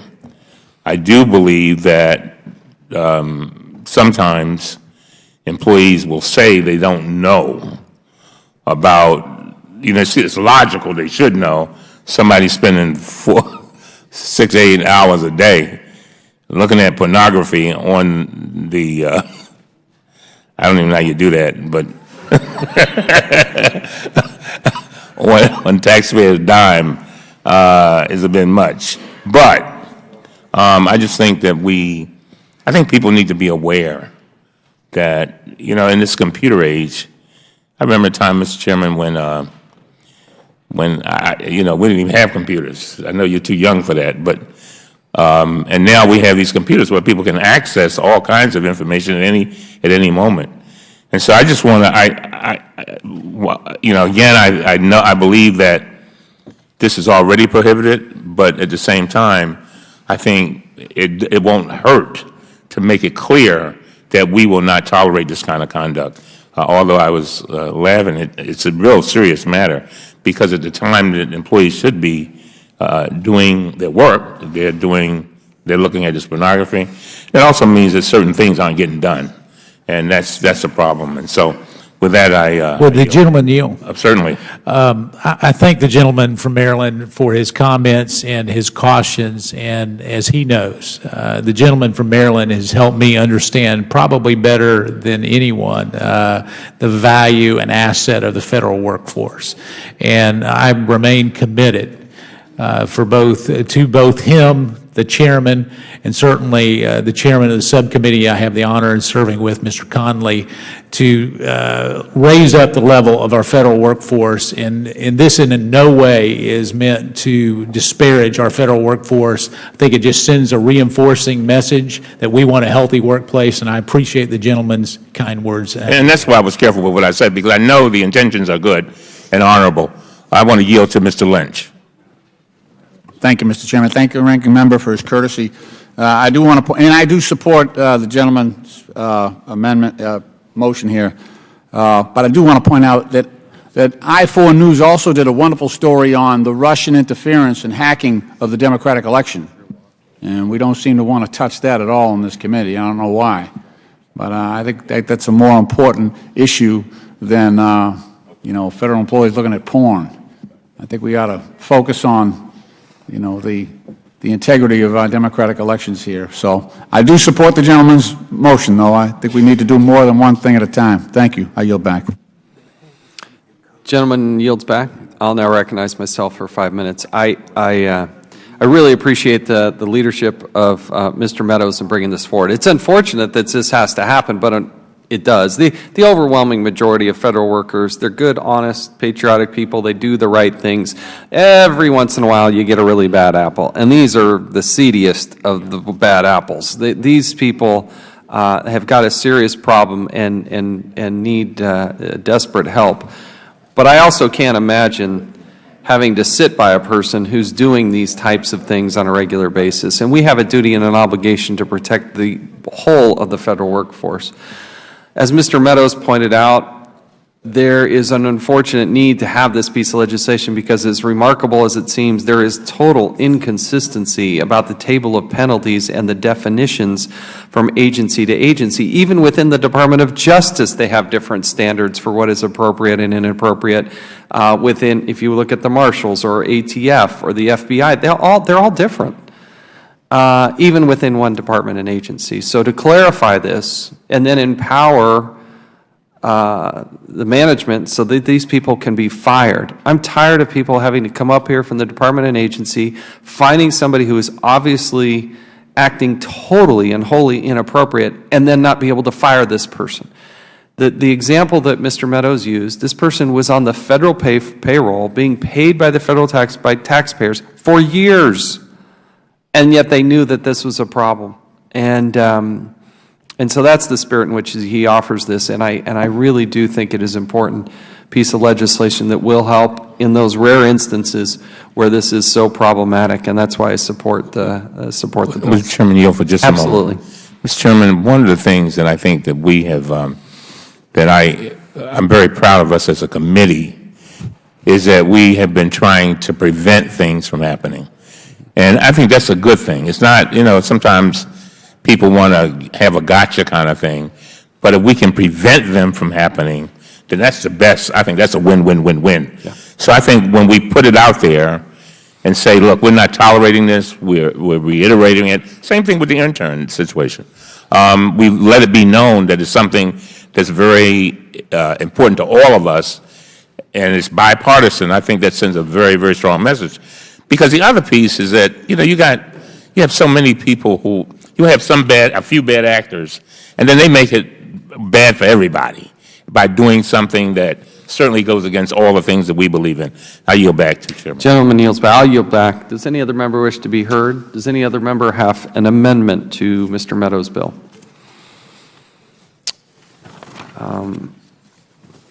If none, the question is now on the amendment.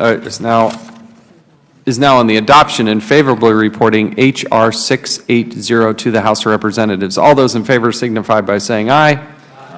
Aye. Those opposed, no. In the opinion of the Chair, the ayes have it. The bill is ordered favorably reported. Without objection, the motion to reconsider is laid on the table. We're going to now go back to Mr. Heiss's bill. So the next item for consideration will be H.R. 1364, the Official Time Reform Act of 2017. The clerk will designate the bill. H.R. 1364 to amend Title V United States Code to limit the use of official time for political activity and to exclude certain official time from eligibility as creditable service under CSRS and FERS and for other purposes. I ask unanimous consent that the bill be considered as read and open for amendment at any time. Without objection, so ordered. We'll now recognize the chief sponsor of the bill, the gentleman from Georgia, Mr. Heiss, for 5 minutes for his statement on the legislation. Thank you very much, Mr. Chairman.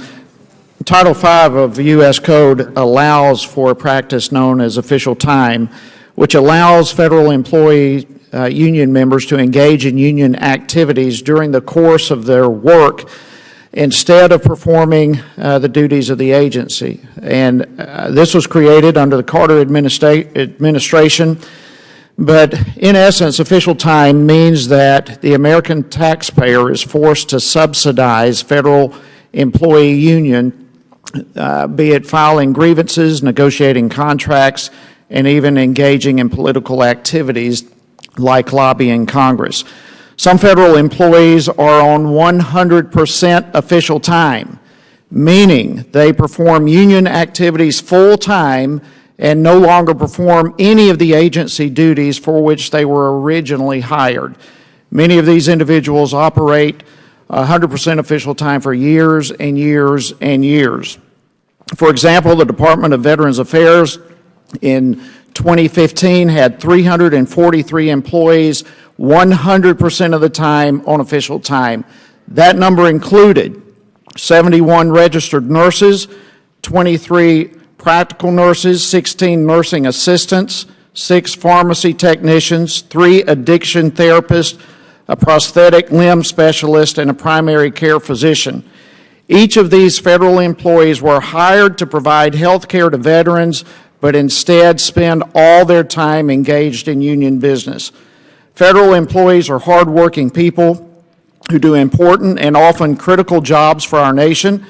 Many of these employees work for decades in their agencies, and as such, they earn retirement benefit from the federal government. However, when a federal employee spends the vast majority or even all of their time working on behalf of unions instead of their agency, they should not earn federal retirement benefits as though they had been executing the mission of the agency. So the Official Time Reform Act would prohibit employees who spend 80% or more of their time on official time from counting that as creditable service under the civil service retirement systems and the federal employee retirement system. Additionally, the bill would prohibit federal employee union members from grassroots lobbying or other political activities while on official time. Federal employees are already prohibited from indirect or grassroots lobbying of Congress, so this is not a new concept. However, under the current system, some employees apparently believe they have the right to do things like picket on official time. Federal employees picketing while on taxpayers' dime is not in the general public interest.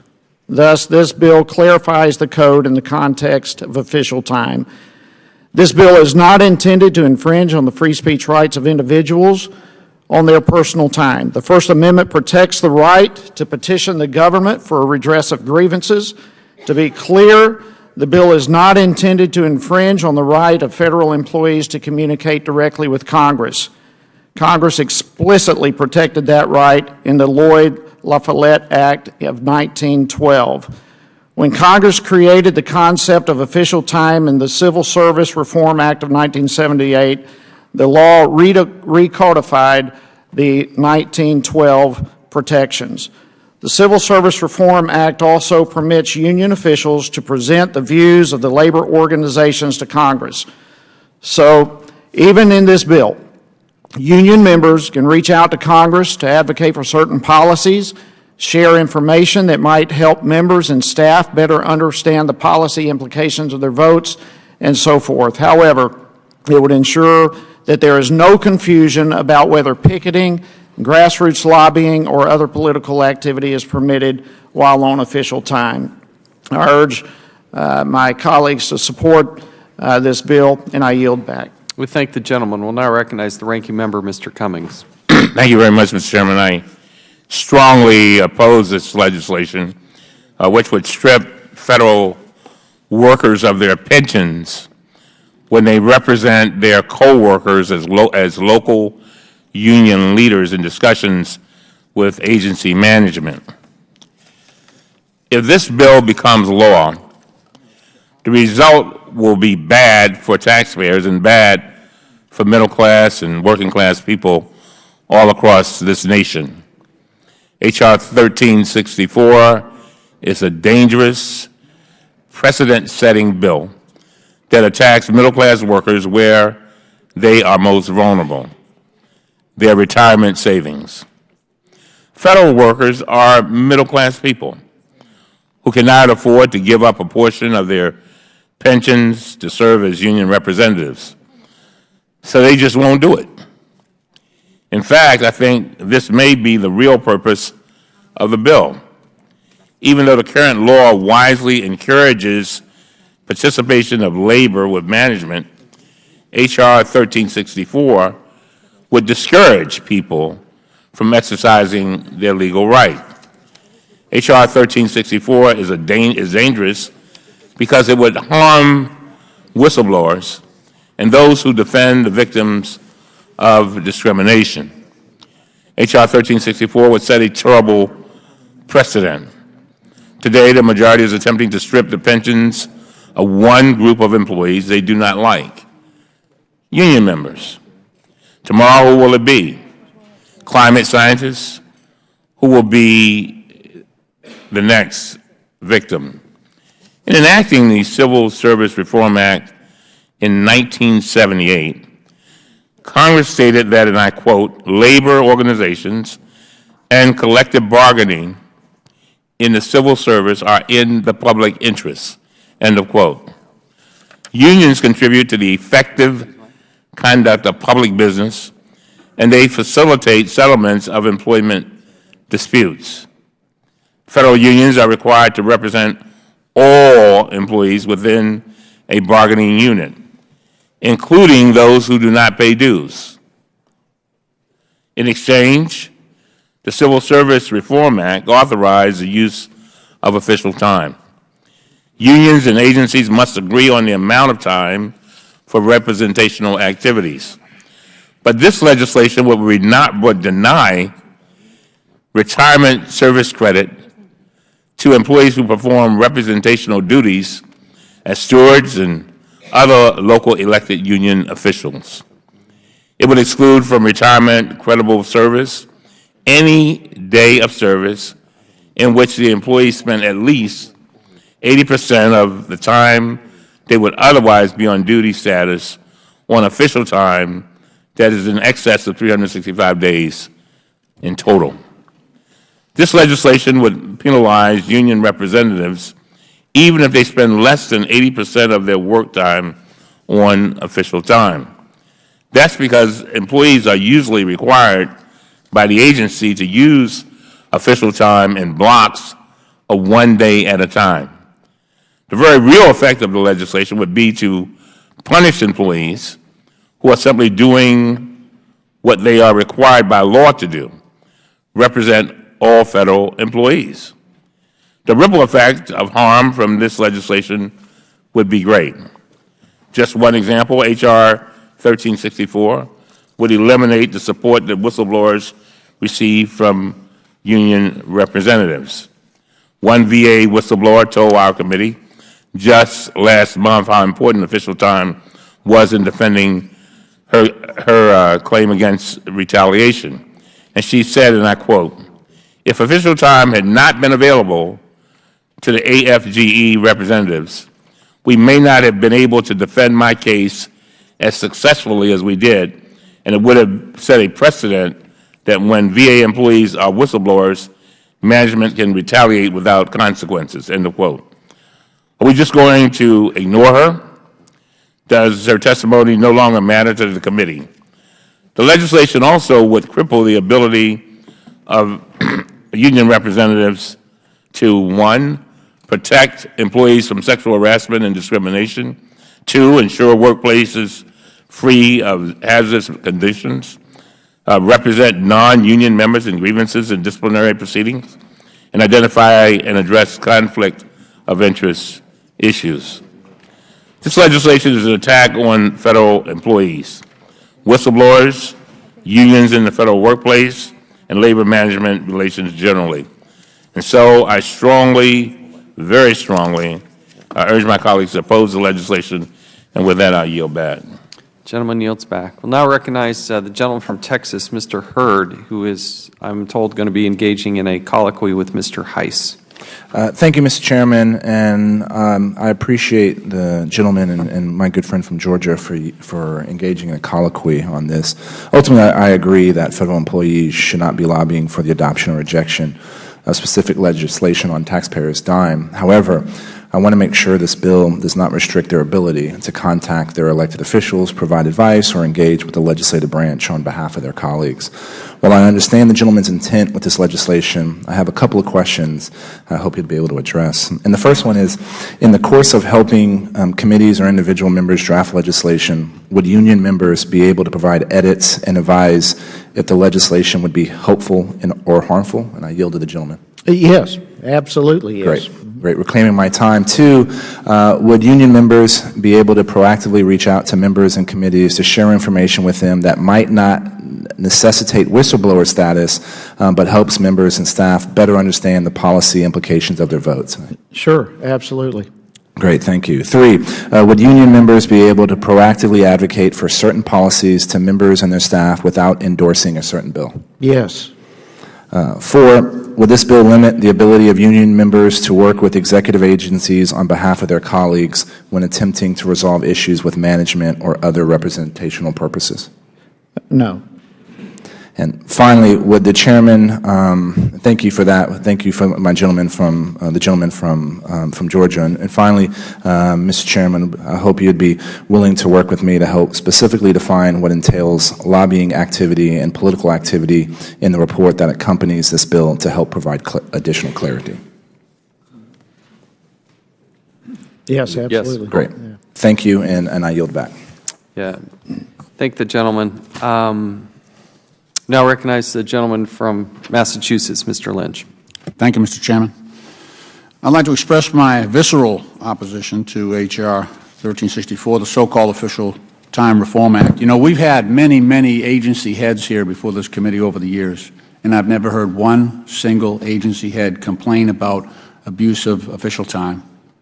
And if there was a case where official time was a problem, there is built into the collective bargaining agreement of each single agency the right to arbitrate to prohibit the unreasonable use of official time. So this is a solution looking for a problem. This misguided legislation will effectively repeal the statutory right of federal employees to use official time. And in doing so, it will revoke a fundamental and long-standing agreement between federal employees and management that has defined federal workforce relations over the past 40 years and served to promote the delivery of essential government services to the American people. The statutory right of the official time provision was granted to federal employees by the Bipartisan Civil Service Reform Act of 1978.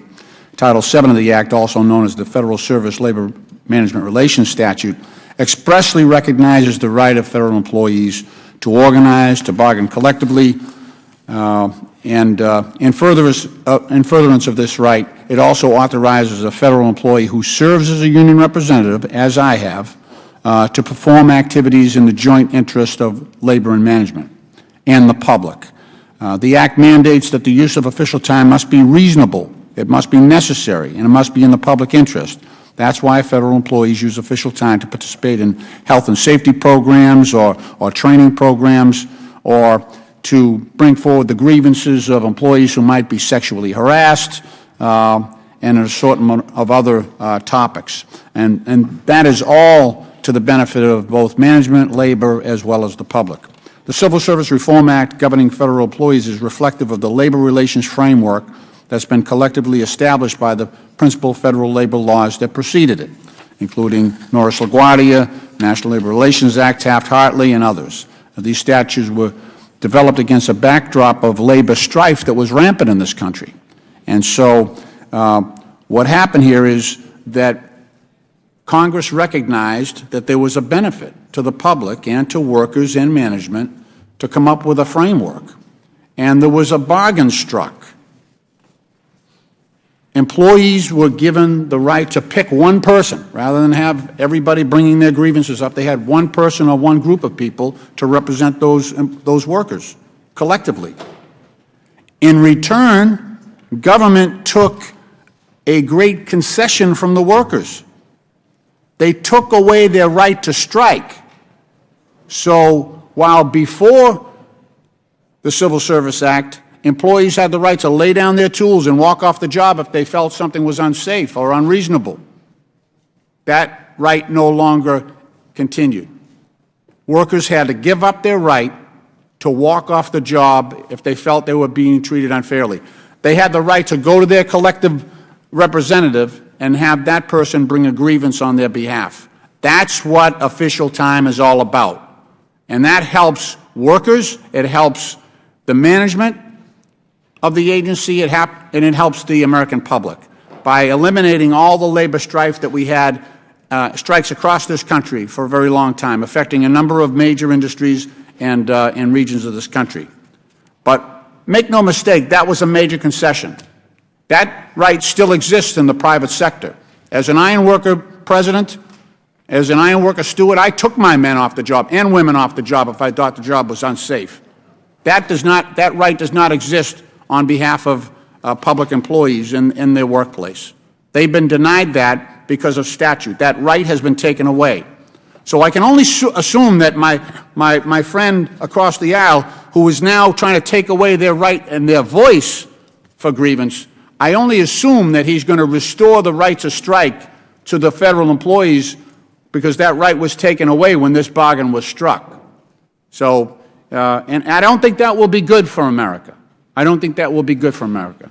And the right to strike and picket is not in the statute. They don't have that right.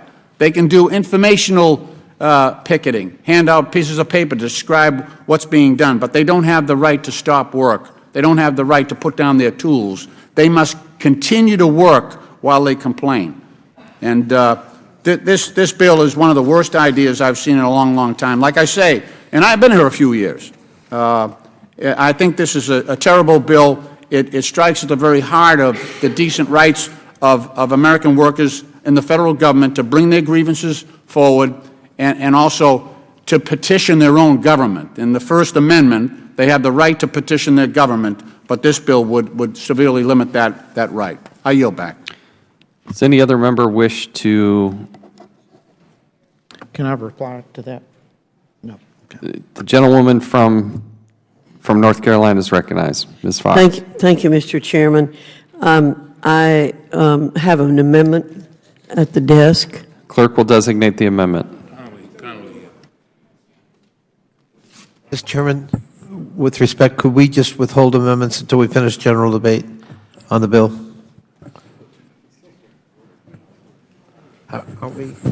As we say at the beginning of every bill, members can strike the last word, they can offer comments, or they can offer an amendment.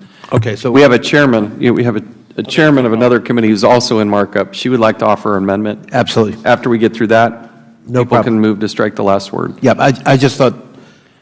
Right, we had gone to Mr. Lynch. We're now going back to the Republican side. So, and we'll make sure that everybody has ample time. The clerk will designate the amendment offered by Ms. Fox. Amendment to H.R. 1364, offered by Ms. Fox of North Carolina. Without objection, the amendment is considered as read, and the gentlewoman from North Carolina is recognized for 5 minutes to explain her amendment. Thank you very much, and thank you for your indulgence. Representative Heiss's legislation pertaining to the eligibility of official time for credible service for civil service personnel is commendable. It begins to address a problem that this committee has observed for some time now, that of the subsidization of government unions through taxpayer dollars. I assume that the debate on the underlying bill has sufficiently addressed my concern about accounts of abuse of official time by union representatives, providing incentives for filing frivolous grievances and other inappropriate uses of taxpayer funds, and so I'll dispense with those concerns at this time. My amendment does comport with the underlying premise of Mr. Heiss's legislation that federal employees who are operating on union time should be paid by the union's dime, not the taxpayers. Congress should at the very least stave off the possible abuse of the recruitment and retention bonus structure authorized by the Federal Workforce Flexibility Act and outlined by subsequent OMB regulations. My amendment is simple. It would prohibit those civil service union representatives who dedicate 80% or more of their service on official time from receiving a recruitment or retention bonus.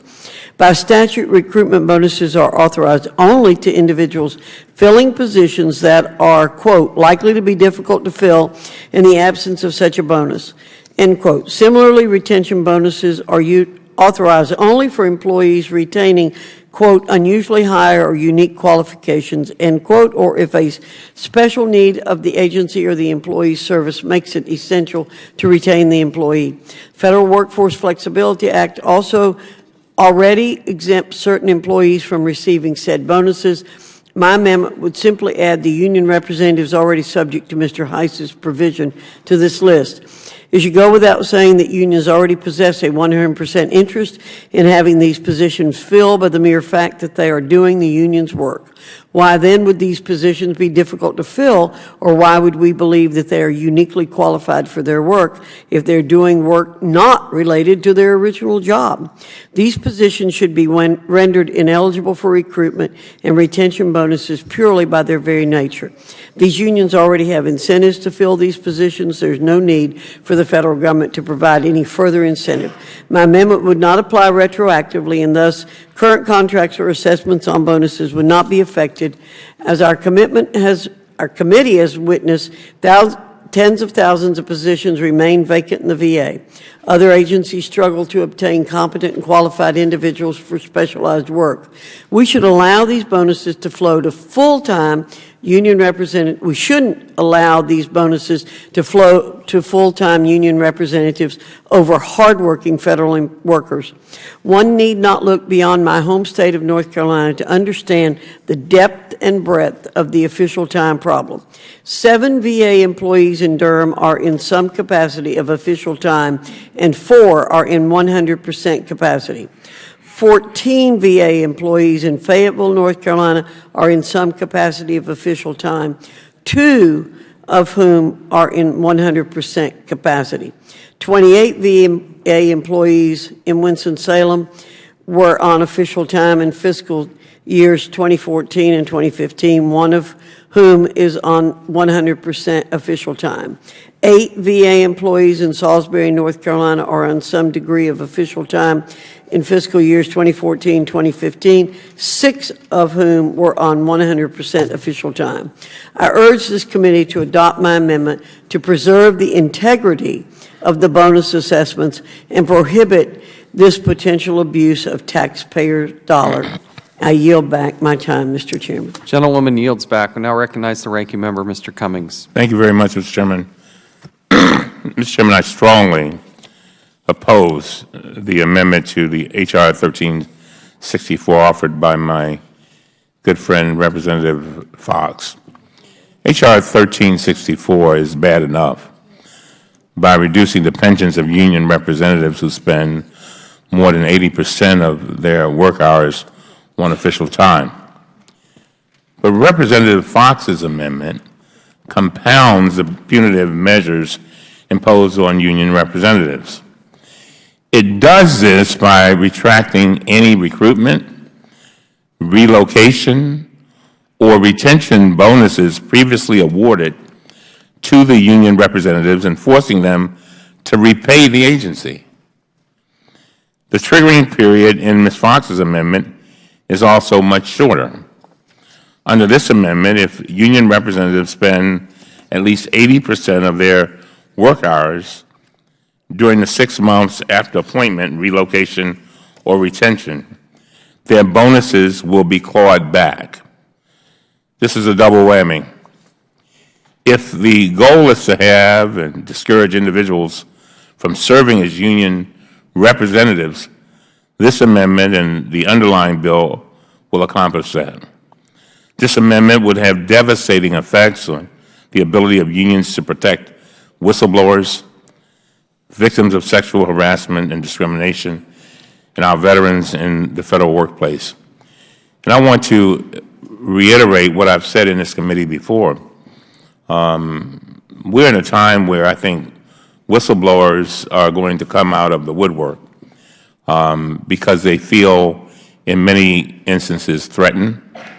Many of them have been given their blood, their sweat, and tears for certain causes, and now with some of the appointments by our President, they feel as if those causes are being undermined. There are others who do not feel, they don't feel a sense of job security because of all of the changes. And there's some that I've talked to who feel that our very democracy is being challenged. So this is a ripe environment for whistleblowers.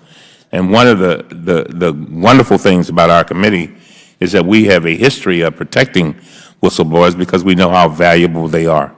We realize that there's certain information that we would never have if it were not for whistleblowers. I often think about the Secret Service. And the chairman, to his credit, along with everybody on our side, sat down. We were able to get information that we would have never gotten But the Secret Service came to us for several reasons, agents. One, they did not feel confidence in their leadership. Two, they were worried about retaliation. Three, they felt that no matter what they said, it would go possibly in one ear, come out the next of people higher than them, and that they would find themselves having given up information, having placed themselves in a possible situation where they could be harmed, and to no avail. So I just think that, we got to really be careful, particularly at this moment. Let me say this, and I think we need to be real clear on this. I've often said that we in life will go through storms. I do believe that no matter how you look at it, the Trump administration presents a storm for this entire nation. And I know that there are many that agree with what the President is doing. But at the same time, Mr. Chairman, I don't always ask the question of what happens during the storm. I ask the question of what will we have after the storm. This is a very difficult situation for many employees. Many of them are fearful. And so I just want us to be very cautious as we go down this road, particularly with regard to whistleblowers, again, who simply want their government to be the very best that it can be, who simply want to preserve their democracy, who simply want to do those things that they believe are in the best interests of their neighbors and even people they don't know, and even generations yet unborn. And so with that, I yield back.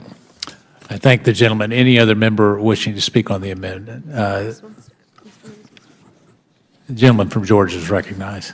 Thank you, Mr. Chairman. Just real quickly, I would just like, I know the gentlelady had to return to another committee, but I just want to thank her for presenting this amendment. I think it adds a powerful addition to the underlying bill.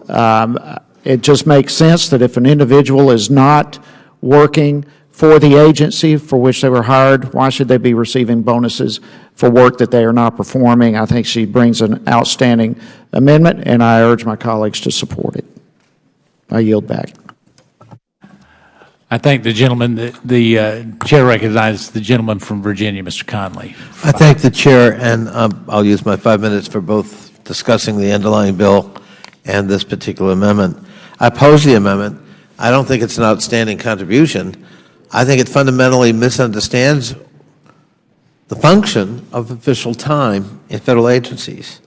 What is official time? It's, to listen to some of the rhetoric, you would think, it's Jimmy Hoffa at the ramparts in the 40s and 50s. That's not what it is. Official time is in workers who work for unions to ensure workplace safety, protecting workers from discrimination, harassment, retaliation, developing new employee training, cooperating with management and implementing new initiatives and procedures, improving work processes, improving employee work conditions, listening to grievances. I had an example in my office recently, an extremely wounded warrior from Iraq. He worked for, he got a veteran's preference for a particular federal agency and was subject to workplace harassment and discrimination and bigotry, both because of his wounds and because of resentment at the veteran's preference. He was denied promotion and harassed explicitly and disgustingly. It was the union that was his advocate. It was the union representative he went to for protection and for advocacy and for helping him work through the grievance procedure. My office, working with union representatives on official time and this individual, saw it through over a year and a half. We grieved. We helped him appeal. He had multiple appeals, and he finally prevailed.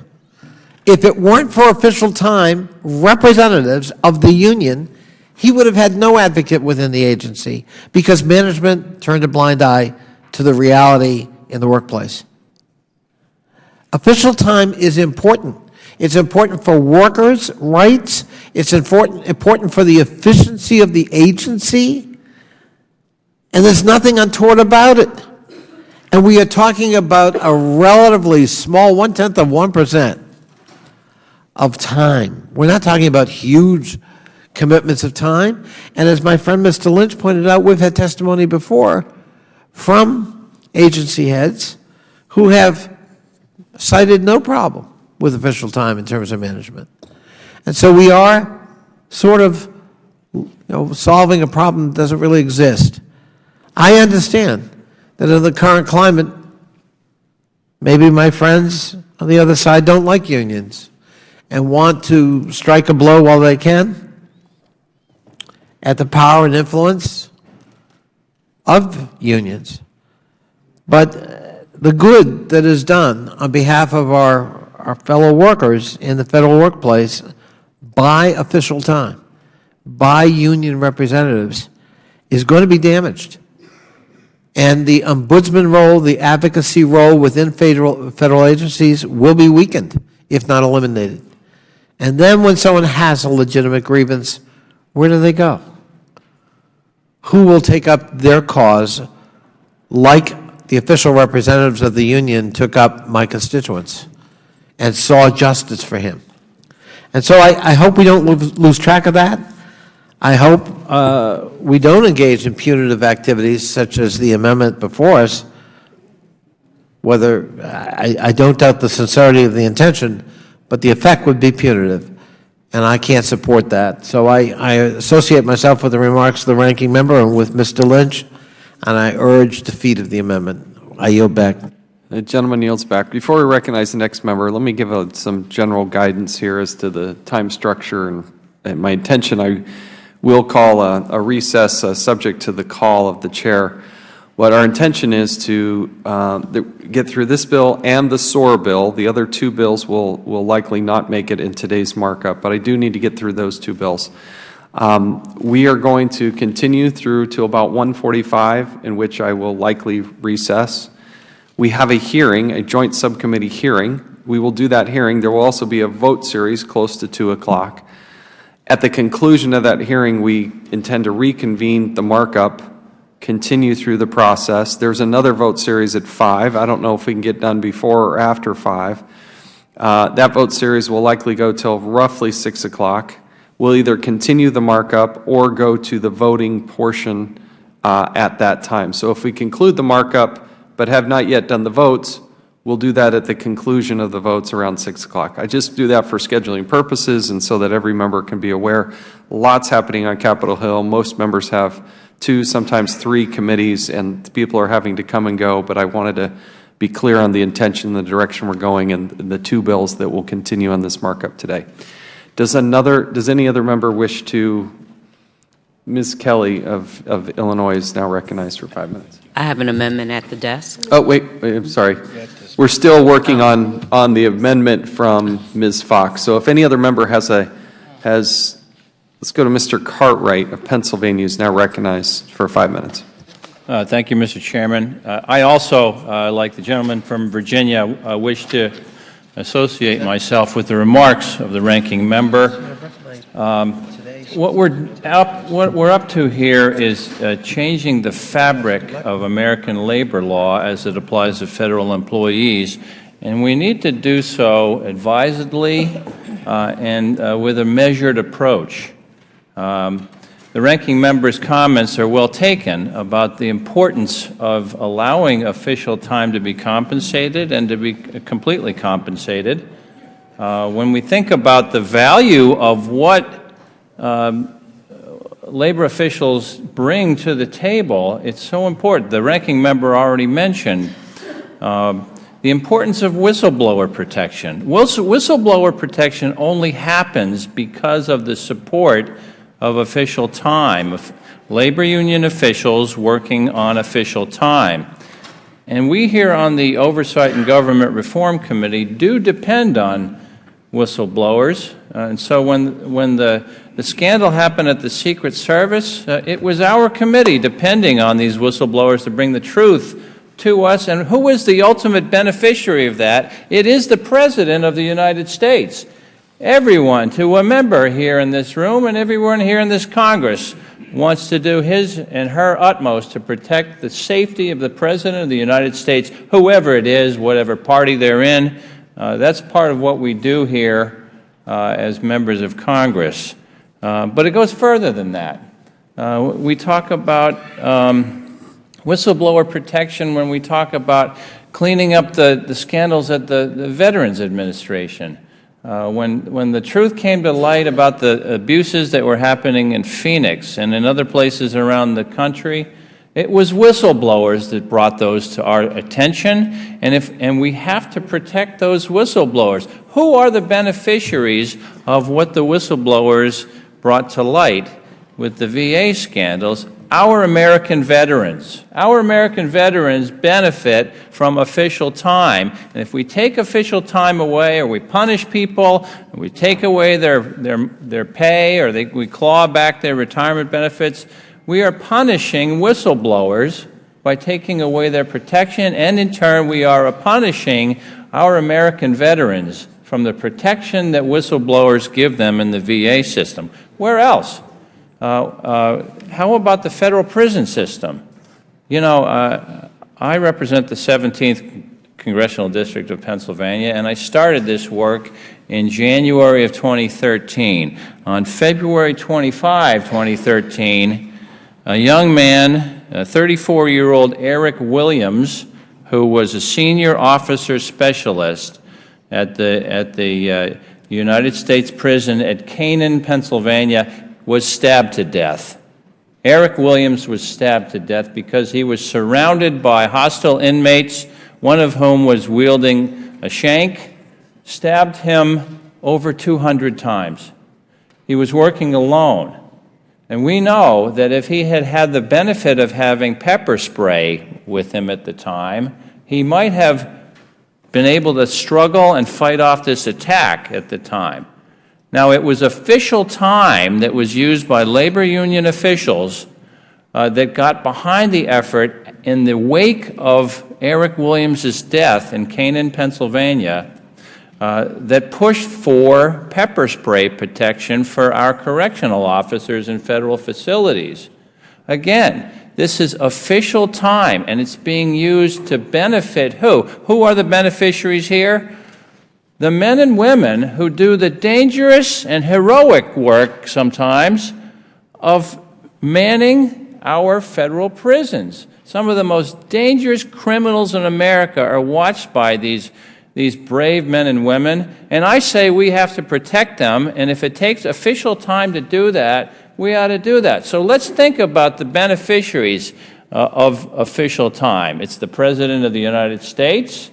It is our American veterans. It is our brave men and women who work in our federal prison systems.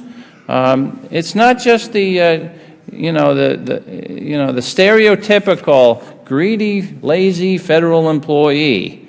You know, these are the two greatest boogeymen of the far right wing in this country: union members and federal employees. Let's look a little further beneath the surface and enact sensible, measured legislation instead of just knee-jerk legislation to hurt these groups. With that, Mr. Chairman, I yield back. Gentleman yields back. Is there any other member wish to speak on the amendment offered by Ms. Fox of North Carolina? Mr. Chairman. Let's go to the gentleman from Maryland, Mr. Raskin. Thank you very much, Mr. Chairman. I'd like to associate myself with the remarks of Mr. Cartwright and Mr. Conley, Mr. Lynch, and the ranking member, Mr. Cummings. Our colleagues on the other side of the aisle have invited us to view the Fox Amendment and the underlying legislation as an attempt to stop union business from taking place on the expense of the federal taxpayers. On the other hand, I think we have a series of very lucid statements by members on our side of the aisle about how the use of official time benefits the public interest, whistleblowers, and victims of government misfeasance and negligence.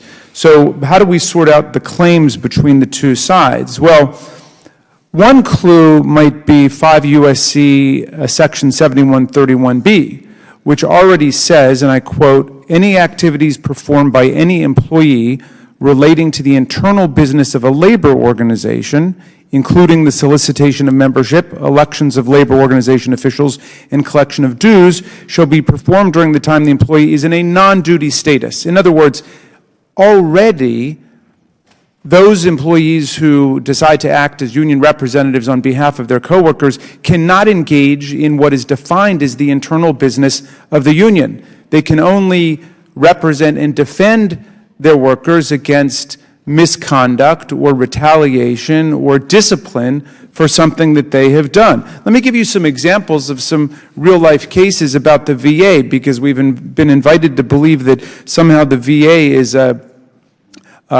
hotbed of union representation on official time in a disproportionate way. In fact, if you take the 350 or so employees who've worked on representational activities, that's less than 0.1% of the 370,000 employees working full-time, and their work has been absolutely vital and indispensable to the vindication of the public interest in the protection of whistleblowers. Take Dr. Michelle Washington, a whistleblower at the Wilmington, Delaware VA Hospital.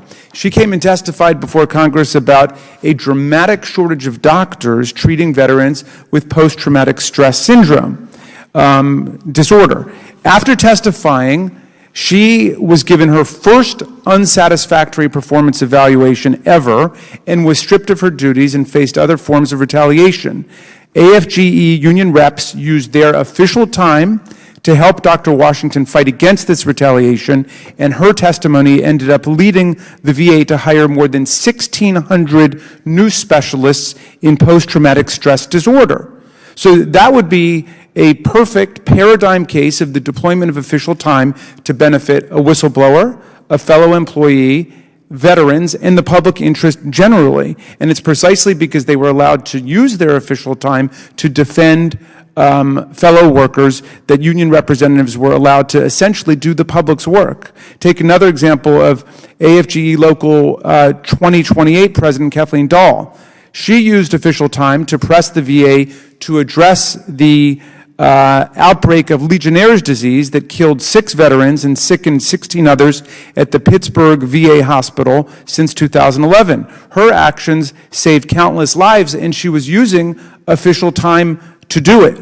Now, if we had a series of hearings where people were showing us that essentially there were union reps or workers using official time to do the illegal things, like to go and collect union dues or to conduct union elections, I could see imposing a punitive measure trying to essentially strip people of their pension and bonuses that they earned as a result of their work under current rules. But we haven't seen any of that.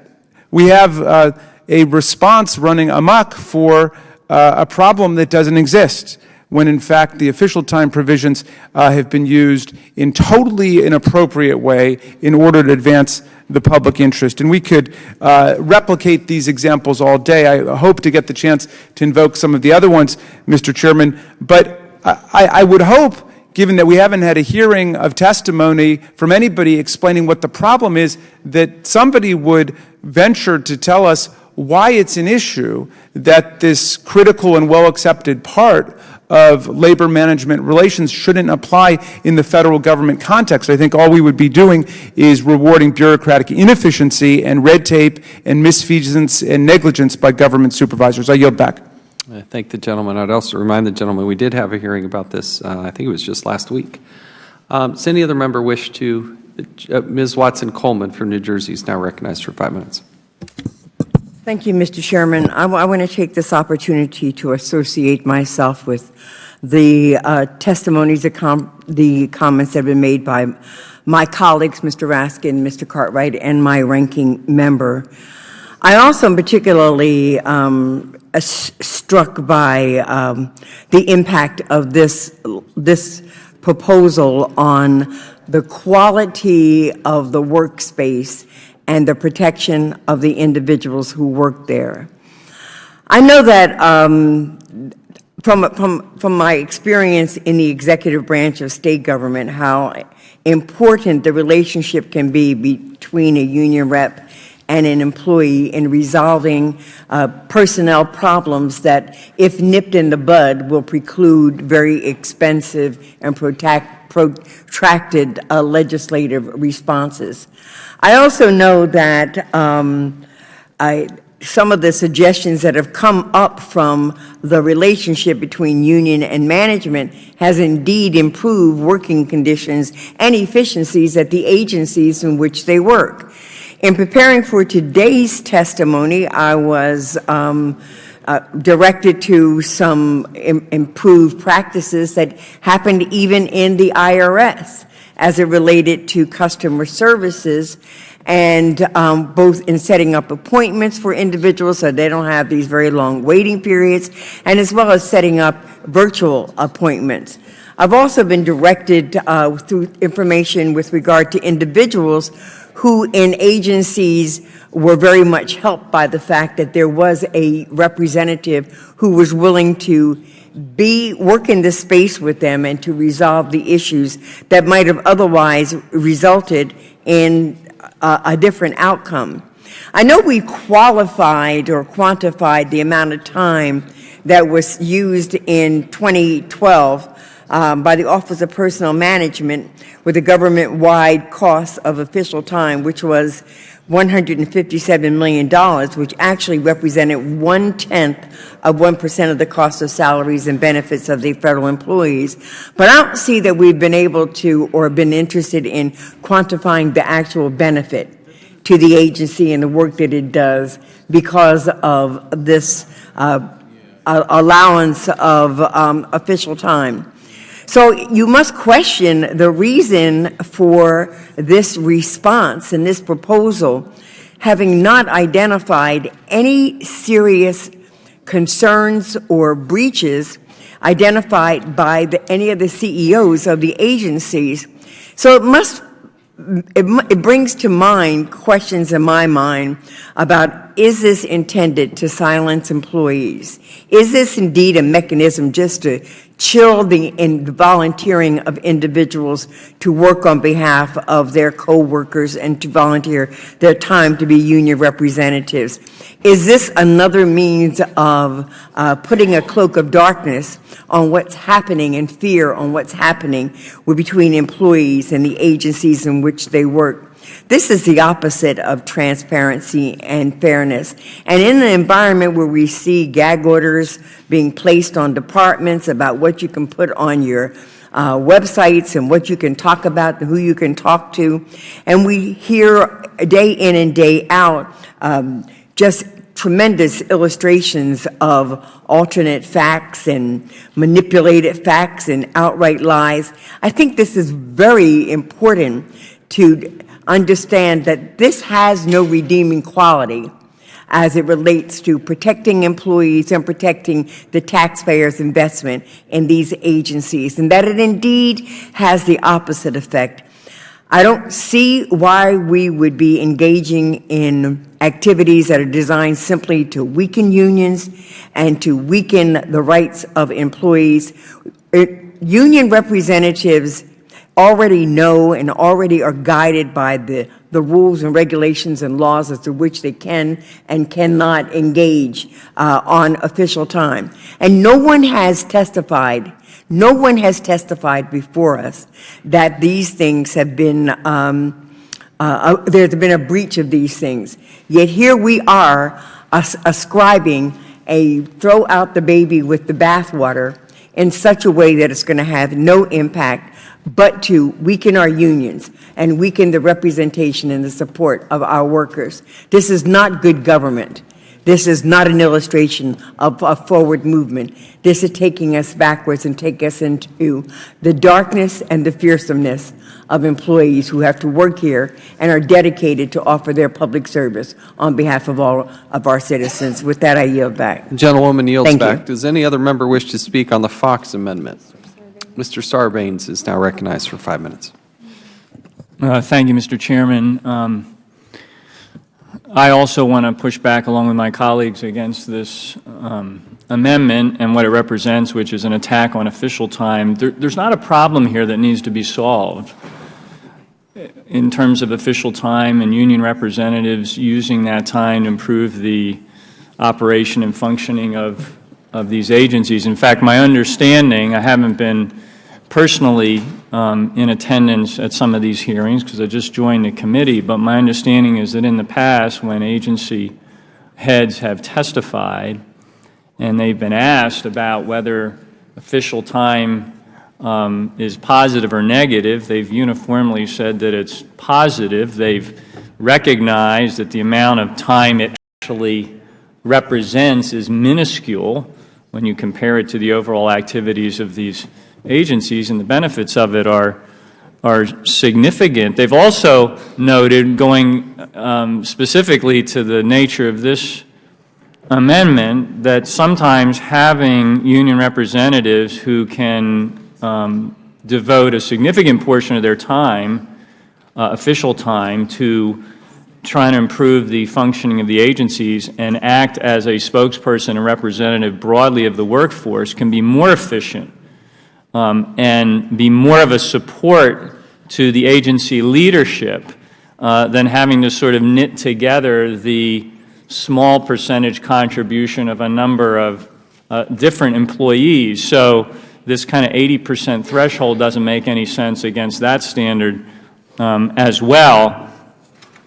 But I want to talk a little bit just about the fact that when I go around my district, and I think it's the experience of all of us, I hope it is, all of us, both Republicans and Democrats, I encounter a deep appreciation on the part of my constituents for the work that's being done by our federal employees, and an appetite for the functioning, excuse me, of those agencies to be as efficient as possible and to meet high standards.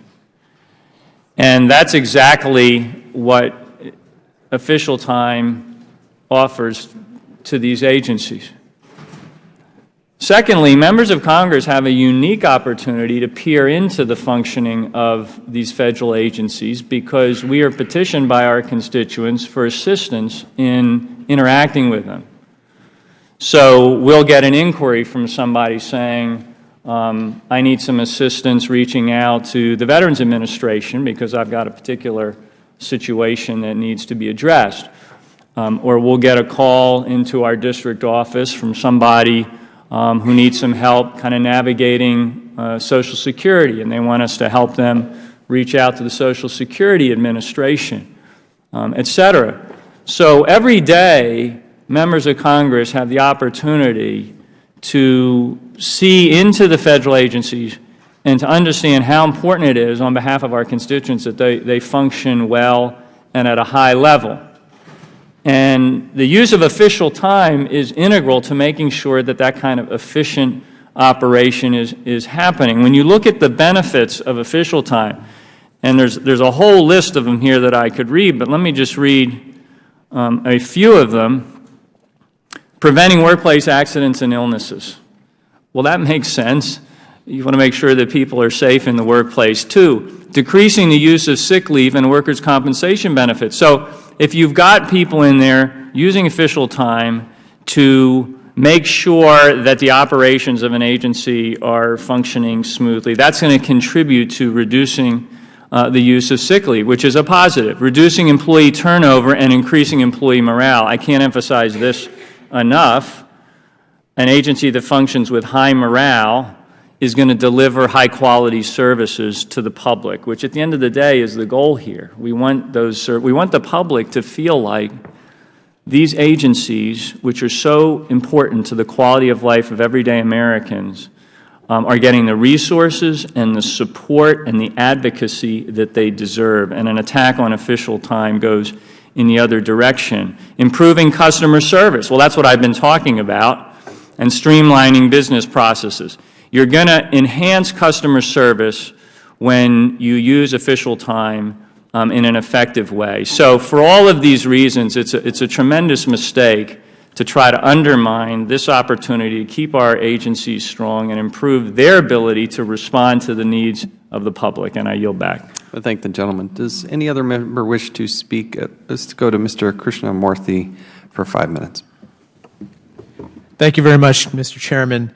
I think that the one perhaps misconception about official time is that it's somehow used for union organizational activities or somehow time that's not spent in the public's interest.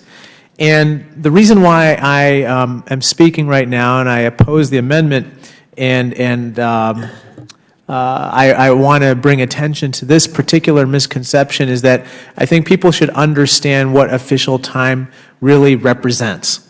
And so I have some very specific examples, and perhaps they may have been mentioned earlier, in which case I apologize, but I think I want to reiterate what we're talking about here.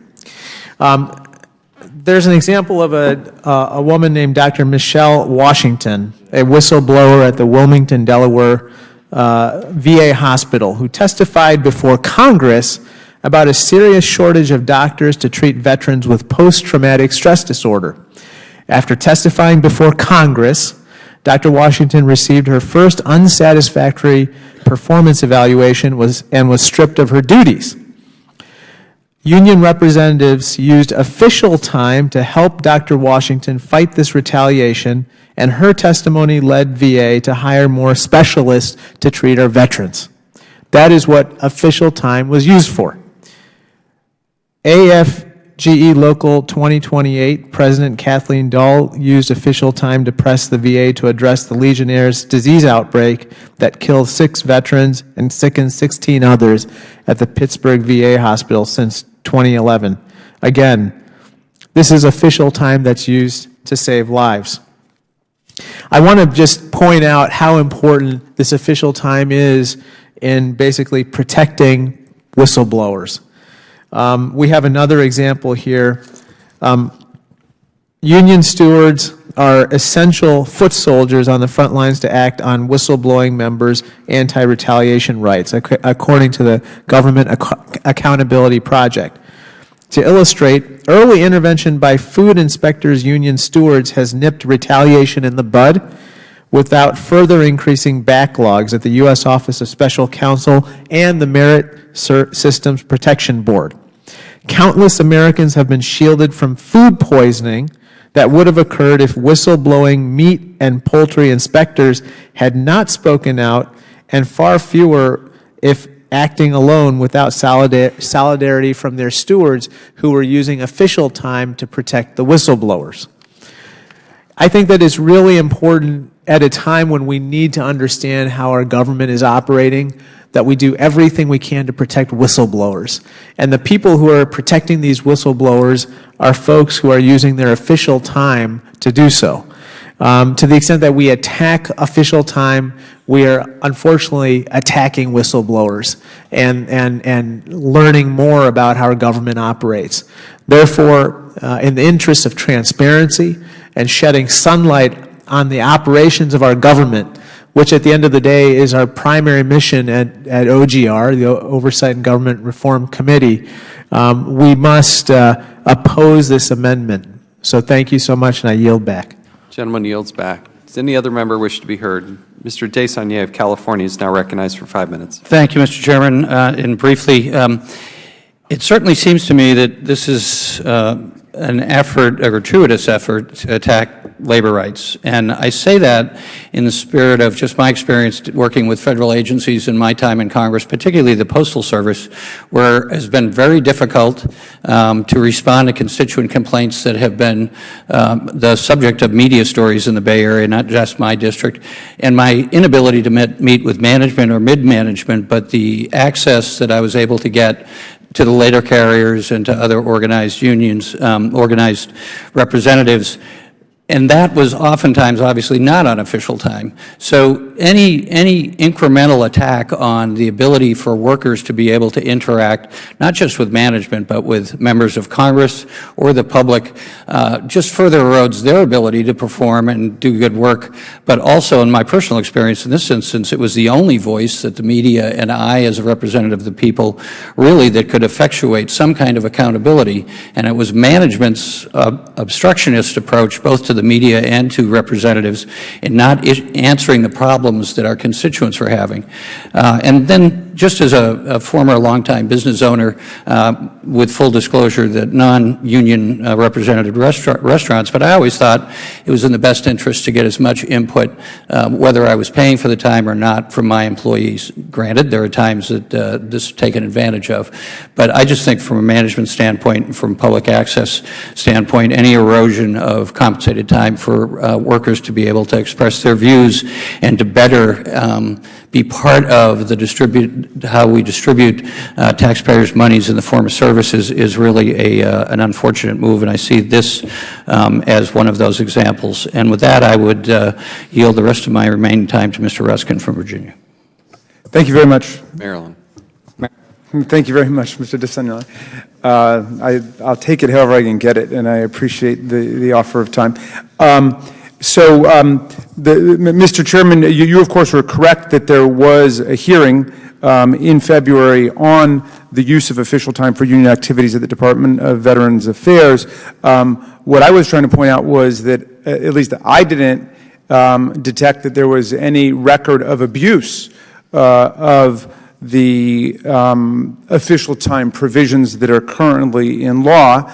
The GAO reported that official time was poorly tracked and recorded, but was overall useful to workforce and management. And I think the other bill that's been presented about monitoring the time and reporting the time has a compelling logic to it based on some of the things that were said. But it's simply not been proven that there are widespread abuses at all of the official time provisions. In fact, I think everything we've heard suggests that the official time provisions continue to work in the public interest. They continue to work in service of whistleblowers, and they continue to work for federal employees.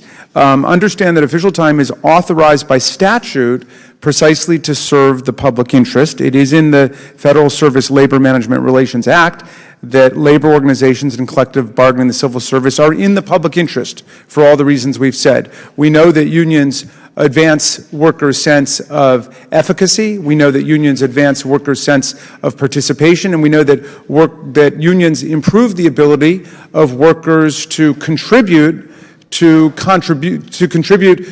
overall effectiveness of the workplace and its functioning.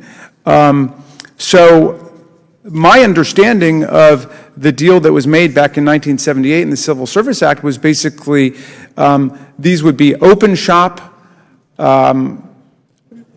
divisions within government. That is, people didn't have to join the union. But in return, what the union got was the ability to use official time to represent not just members, but the non-members who have a right to be represented by the union. And so if you begin to crack down on the ability of workers to use official time to represent each other in concerted activity, basically you are taxing the union members to service the people who are not union members, either on their money or on the off hours of union representatives. So this was a basic part of the labor management construct that was developed back in 1978, and I think we should stick with it, and we don't need any legislation at this point. I yield back, Mr. Chair. Gentleman yields back. Mr. Desaulniers yields back. Does any other member wish to speak on the Fox amendment? If none, the question is now on the amendment offered by the gentlewoman from North Carolina. All those in favor signify by saying aye. Aye. Those opposed, no. No. Opinion of the chair, the ayes have it. Mr. Chairman, agreed to. Mr. Chairman. Yes. I'd ask for a recorded vote. A roll call vote has been requested. As previously announced, further proceedings on the question will be postponed. Mr. Conley. Thank you, Mr. Chairman. I have an amendment at the desk. Clerk will and ask that it be considered as read. The clerk will designate the amendment.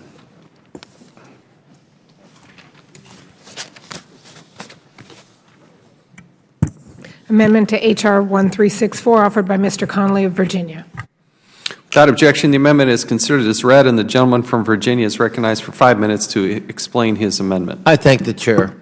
This amendment, a simple common sense amendment, directs agencies to allow for official time spent assisting whistleblowers in addressing waste, fraud, and abuse, not to be considered against their retirement annuity. So it would be an exception to Mr. Heiss's rule.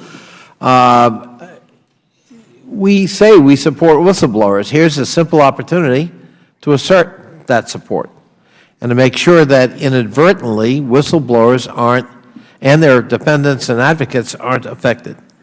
The amendment excludes official time spent assisting whistleblowers from the calculation of the percent totaled pursuant to the bill to be deducted from the union representative's pension. This amendment would essentially remove the penalty imposed by the bill for work done in furtherance of whistleblower protection listed as official time. Official time enables union representatives to protect the whistleblowers who help prevent waste, fraud, and abuse in the federal government. Our committee has a long-standing commitment to whistleblowers. We've heard it just this morning reiterated. Sometimes maybe we forget that whistleblowers are federal employees. Attacks on federal employees can harm whistleblowers. We want to make sure we don't do that unintentionally today. The protections need to be enforced. In the workplace, federal employee unions enforce the whistleblower laws Congress passes, and they do it on official time. Current law allows unions to stand up for federal employees facing retaliation in the workplace, and Lord knows we've heard testimony about that retaliation from multiple agencies. Some of my colleagues might want to eliminate the ability of federal employees to perform union representational duties on official time. However, I'm certain my colleagues don't want to disadvantage whistleblowers.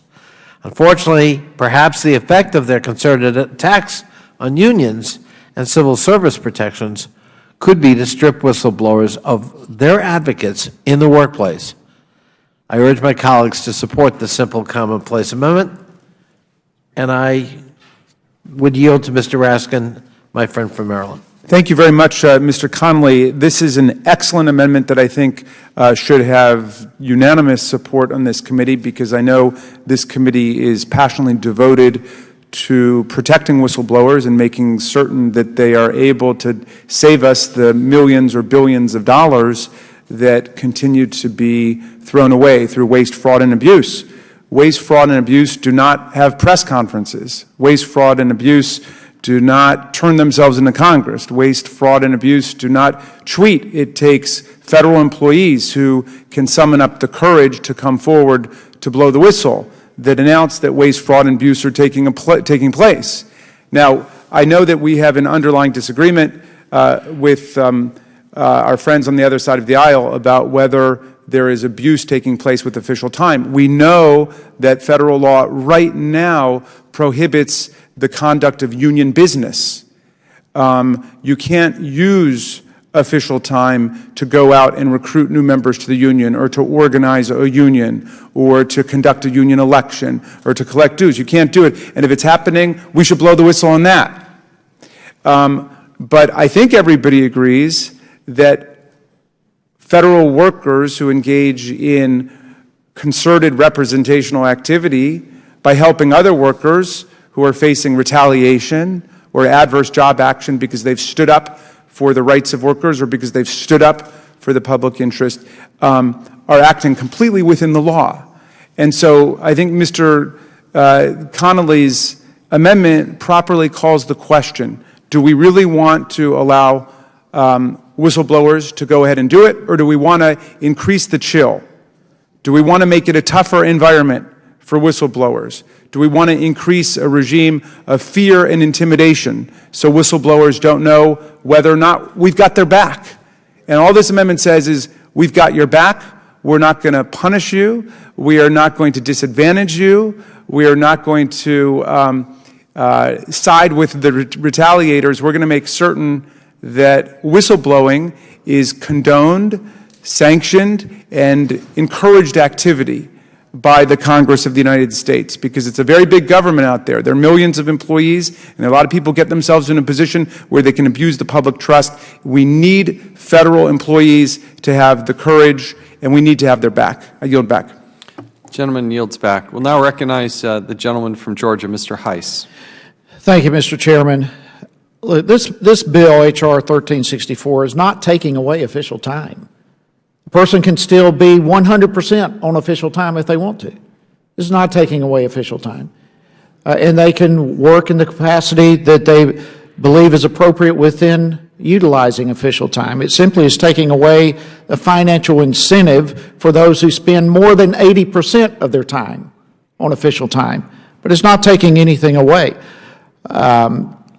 It's just a protection of taxpayer monies. This is a common sense measure. It will enable people, if they want to work on official time as much as they want to continue doing so. So I thank the gentleman for his amendment here. Every one of us on this committee certainly appreciates the importance of whistleblowers. In fact, it's fair to say that's the bread and butter of this committee. We depend on the work of whistleblowers to bring forth information on waste, fraud, and abuse, and so forth. And so I appreciate my colleague's concern here. However, I strongly disagree with this amendment in terms of the alleged belief that this is somehow going to hamper the work of whistleblowers. In the first place, this is an unnecessary amendment because whistleblowers are protected. They're protected under H.R. 1364, and further, it is against the law to deny or interfere with an employee's right to furnish this type of information to Congress. This bill doesn't change that whatsoever. Secondly, I think it's important to note that less than 20% of federal employees are unionized, and so even fewer than that utilize official time. And so we have 80% over here not even a part of the unions. They're whistleblowers too.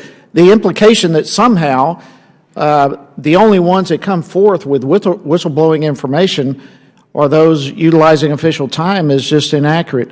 And so I would just urge my colleagues not to support this amendment. It's unnecessary. We've got a good bill. People are still able to utilize official time if they want to. I would encourage opposition to the amendment, and I yield back. Thank the gentleman. Gentleman yields back. Does any other member wish to be heard on the Conley amendment? Ms. Norton is now recognized for 5 minutes. Thank you very much, Mr. Chairman. In response to my friend who's just spoken that there was no taking away of official time, first of all, we're really talking about a cap. And if you count the time spent on the whistleblower complaint with the cap, of course, what you're doing is digging down on something a federal employee would be least likely to want to give up, and that's your retirement benefits. So you don't want somebody handling whistleblower complaints saying, I can't spend much time no matter how complicated this is, because we can't, you and I, mess with, essentially, our retirement benefits. There's nothing you could do that would have a greater deterrent effect than telling somebody that your retirement benefits, when your income is already going to go down, are going to be implicated in whatever you do while you're full-time. So this notion as well that most employees aren't even unionized does not mean that if there was a whistleblower complaint, you wouldn't have to represent that employee. You don't have to pay union dues, but you have got to represent every employee, even an employee who says I don't want to contribute anything to my representation. So it doesn't matter how many employees are represented or not. You can have a complaint, and particularly a whistleblower complaint, I got to represent you, and I'm going to do so with the same vigor that I would an employee who had understood this was a quid pro quo, and you ought to pay and help pay for your own representation, the way you would, for example, if you needed a lawyer and could help pay for that lawyer. Mr. Chairman, any reluctance of my colleagues to support the Connolly Amendment would baffle me. I can think of no issue which has had greater bipartisanship in this committee than whistleblowing. In fact, I can't think of anything we spent more time on than whistleblowing. It's one of the great, and few, I might add, areas of bipartisanship from this committee. And yet we have seen a number of amendments go through since we had a new administration, where the committee seemed unwilling to stand behind its own work on whistleblowing, for which it seemed to me it perhaps should be most proud. If you had to say, what has this committee done? I'm not sure I would have, for the last 10 years or so, a lot to put on that ledger, but I certainly would put whistleblowing on it, and may put that at the top because of the service that whistleblowing does to the taxpayers of the United States. So essentially, not to support this amendment is not to support our own work, and work that we have spent a great deal of time on. That's why I think that if we want to continue any semblance of bipartisanship, the Connolly Amendment gives an opportunity to do so. So I urge support for the Connolly Amendment to not only allow union representatives to continue to work with and defend whistleblowers, but to encourage them to do so, as I believe is the point here. You might not want to encourage them if you're on the other side of the aisle to take on other kinds of complaints, but you would surely want to make an exception when it comes to whistleblowing activities, particularly if you have any respect for the work of this committee itself. I yield back. Gentlewoman yields back. Does any other member wish to be? Mr. Desaunier is now recognized for 5 minutes. Thank you, Mr. Chairman. I'd like to just quote a couple of both an individual and an organization that goes to the issue of enforceability of both encouraging whistleblowers and protecting from retaliation. So the question of what is legal, and then within that question, what is the spirit and the letter of the law to encourage whistleblowers to come forward with important information and to prevent retaliation. So in that vein, I'd like to quote from an individual, Irma Westmoreland, who is a registered nurse in the VA and is the chair of the Veterans Council in the National Nurses United.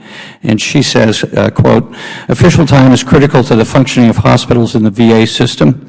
The staff nurses who use official time on behalf of their coworkers in the VA work to ensure quality patient care is delivered. They use official time to advocate for patient-nurse injury prevention, protect against discrimination, and represent employees in grievances and disciplinary actions. They also make sure that the collective voice of the nurses who provide care is heard in decision-making and that their hospitals run smoothly." And she continues by saying, "And by undermining official time, veterans who receive their health care through the VA system will lose out." Westmoreland concluded H.R. 1364 will hinder RN recruitment efforts of VA hospitals, which already struggle to hire talented, experienced nurses, and will negatively impact day-to-day protection of quality patient care, end quotes. And then the other is a letter to the chairman from the Government Accountability Project, which is a premier organization protecting and encouraging whistleblowers, and it reads in part, "Union stewards are essential foot soldiers on the front lines to act on whistleblowing members' anti-retaliation rights. To illustrate, early intervention by food inspectors from union stewards has nipped retaliation in the bud, without further increasing backlogs at the U.S. Office of Special Counsel and the Merit Systems Protection Board. Countless Americans have been shielded from food poisoning that would have occurred if whistleblowing meat and poultry inspectors had not spoken out, and far fewer would have acted alone without solidarity with their stewards. Taking the foot soldiers off the line will leave many whistleblowers defenseless. This is the wrong time to weaken whistleblower positions, and I end quote on that letter to the chairman. In that spirit, I think we just should consider not just the letter of the law, but the spirit of the law, particularly in a difficult field where encouraging employees to come forward and express themselves is difficult, and then making sure there's no retaliation for those actions makes absolute sense to continue to encourage whistleblowers to come forward with important information.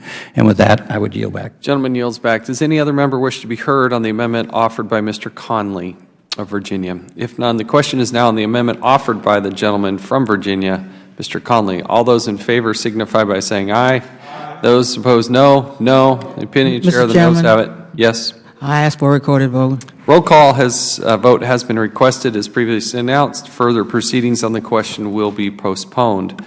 Do any other members have an amendment? Yes, Mr. Krishnamurthy is recognized. Thank you, Chairman Chaffetz and Ranking Member Cummings.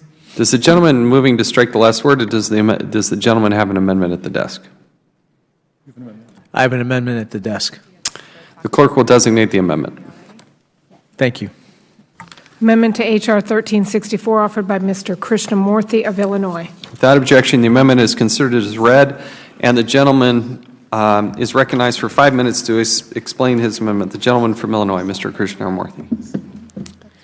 Thank you, Chairman Chaffetz and Ranking Member Cummings.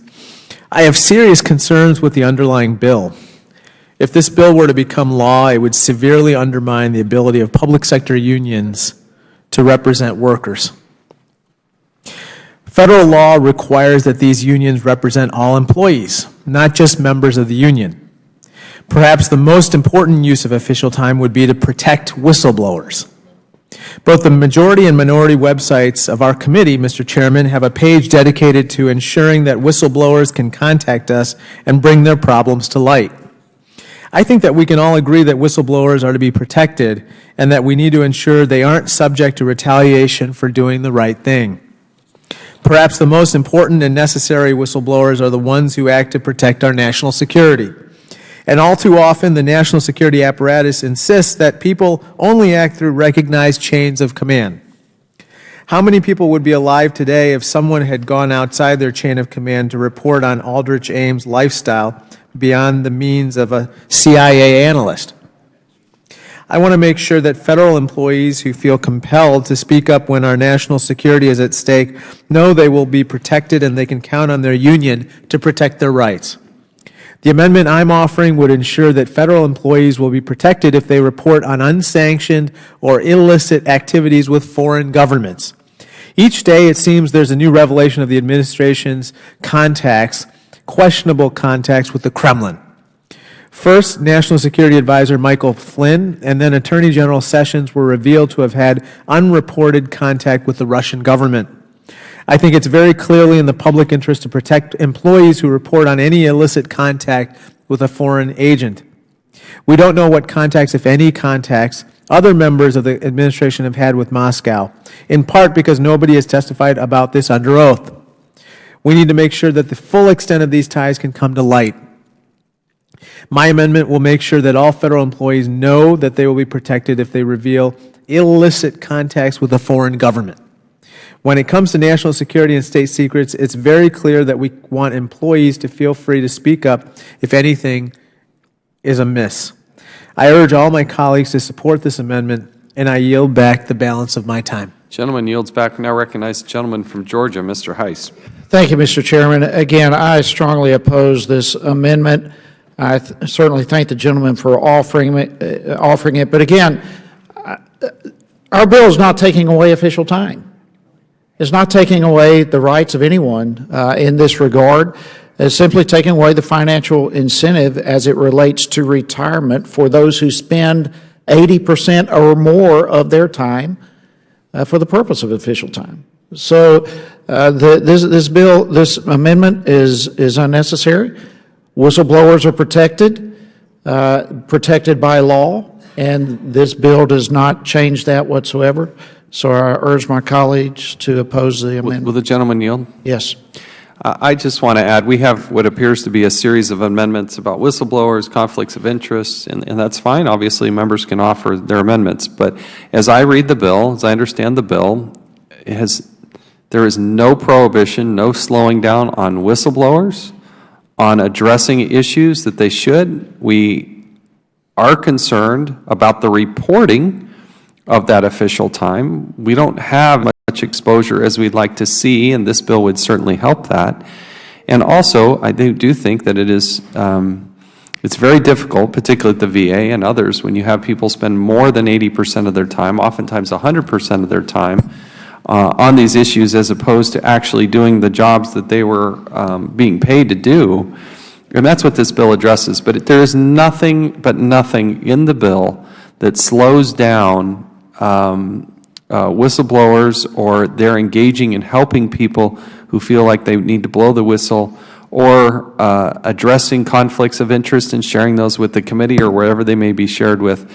And that's why I'm supportive of the bill, and I'm also stand with Mr. Heiss in opposition to this amendment. And with that, I'll yield back. Gentleman from Georgia, yield back. Gentleman from Georgia yields back. Does any other member wish to be heard on this amendment? Gentleman from Massachusetts, Mr. Lynch, is now recognized.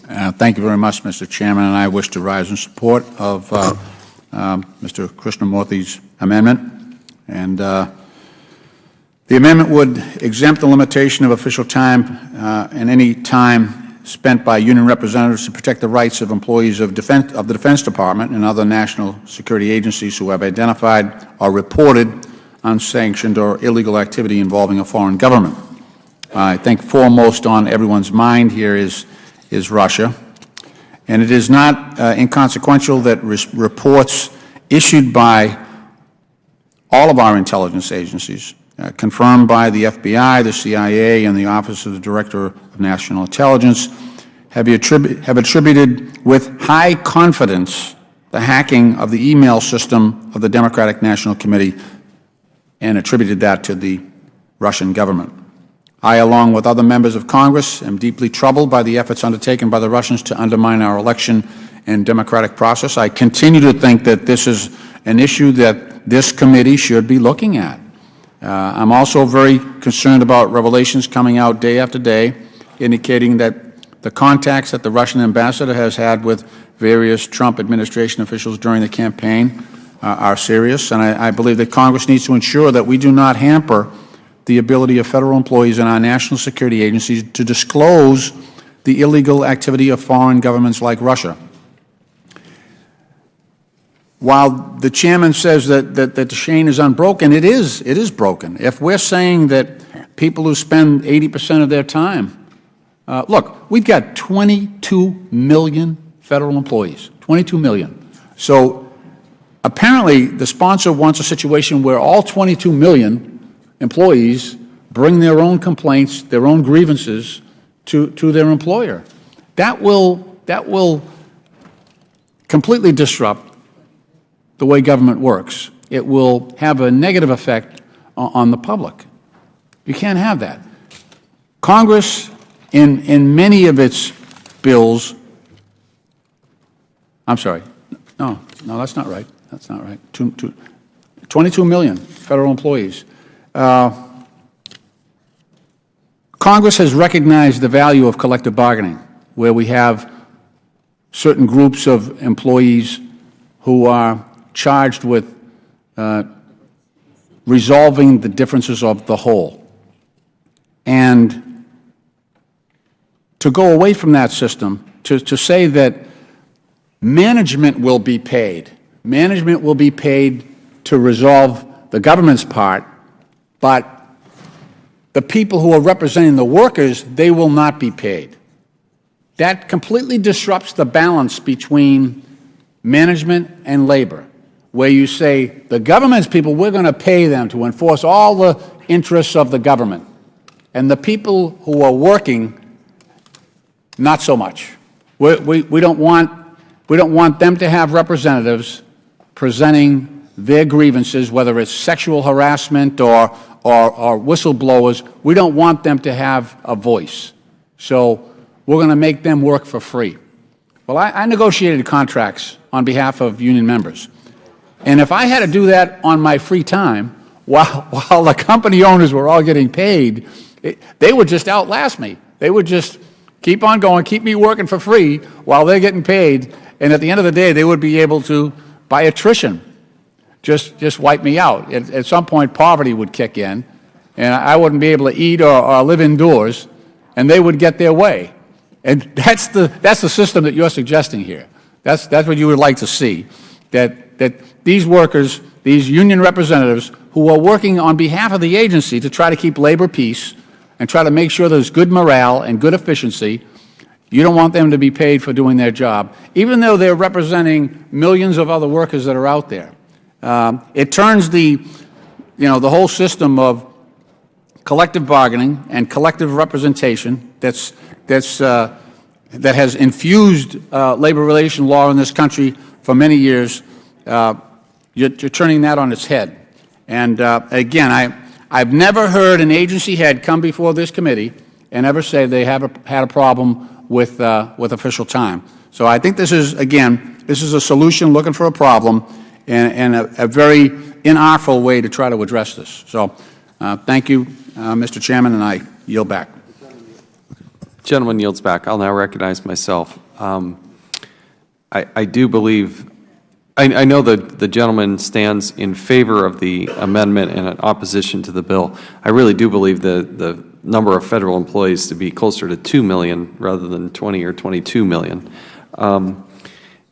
I would now like to yield to the gentleman from Georgia, Mr. Heiss. Thank you, Mr. Chairman. And look, I apologize if somehow I've not been clear, but these people are still getting paid. There's no one who's not getting paid, even if they're doing official time, even if they're on 100% official time. They're still getting paid. The 80% threshold says that if they work over 80%, they are forfeiting retirement benefits. And that is a far cry from taking away. No one is being asked to work for free in this, and I just want that clarification. Will the gentleman yield? Sure. If you're getting less money on your pension, I'm happy to I'm sorry. yield to the gentleman from Massachusetts. If you're getting less a pension, eventually you're getting less money in your check, right? Whether it's a pension check or whether it's your weekly check. But the fact that so reclaiming my time. Yep. But that is different than saying we were suggesting anybody do the work for free. I think that's the point we're trying to make. We had heard several instances of free, and that's not what we're suggesting. It's not what's in the bill.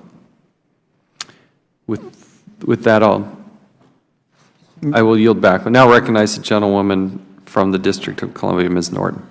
I think the point, Mr. Chairman, is that if you put a cap on official time, the union rep is going to have to watch themselves, because getting paid is important if you are a federal employee. For example, you could be a part of an agency which is very large, where the unit is very large, or part of an agency where the union is very small.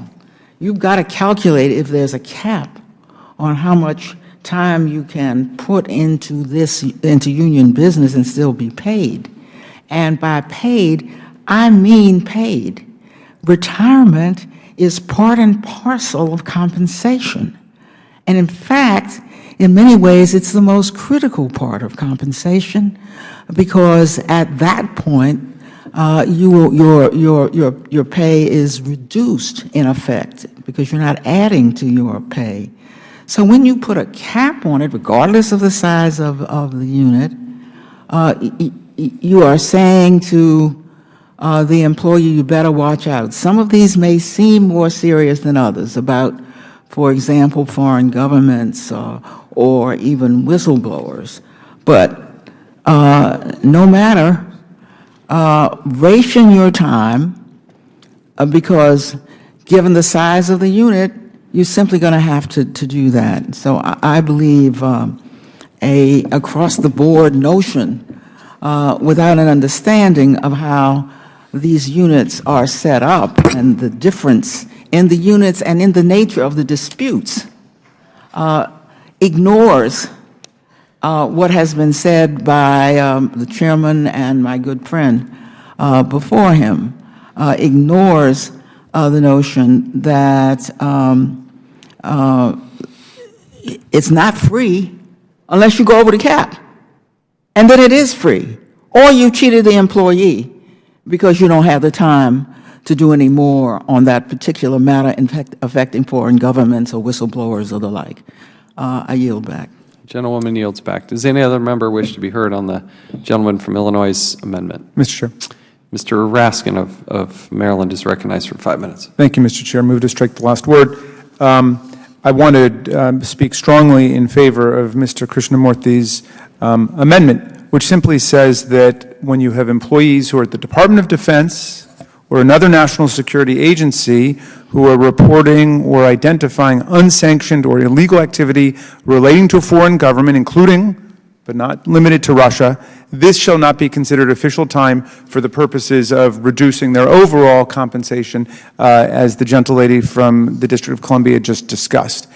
I want to go back to Mr. Lynch's point, and I think we're graced by his presence here because he has real-life experience with what an official time provision means. In the private sector, parties will often bargain to allow the union shop steward to continue to receive his or her general payment while they're spending some of that time, or even all of their time, representing union members in terms of resolving grievances and improving the workplace environment.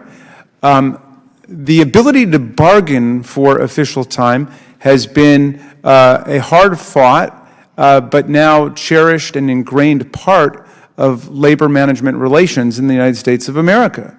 The federal appeals courts, I think, overwhelmingly have upheld these provisions against attack.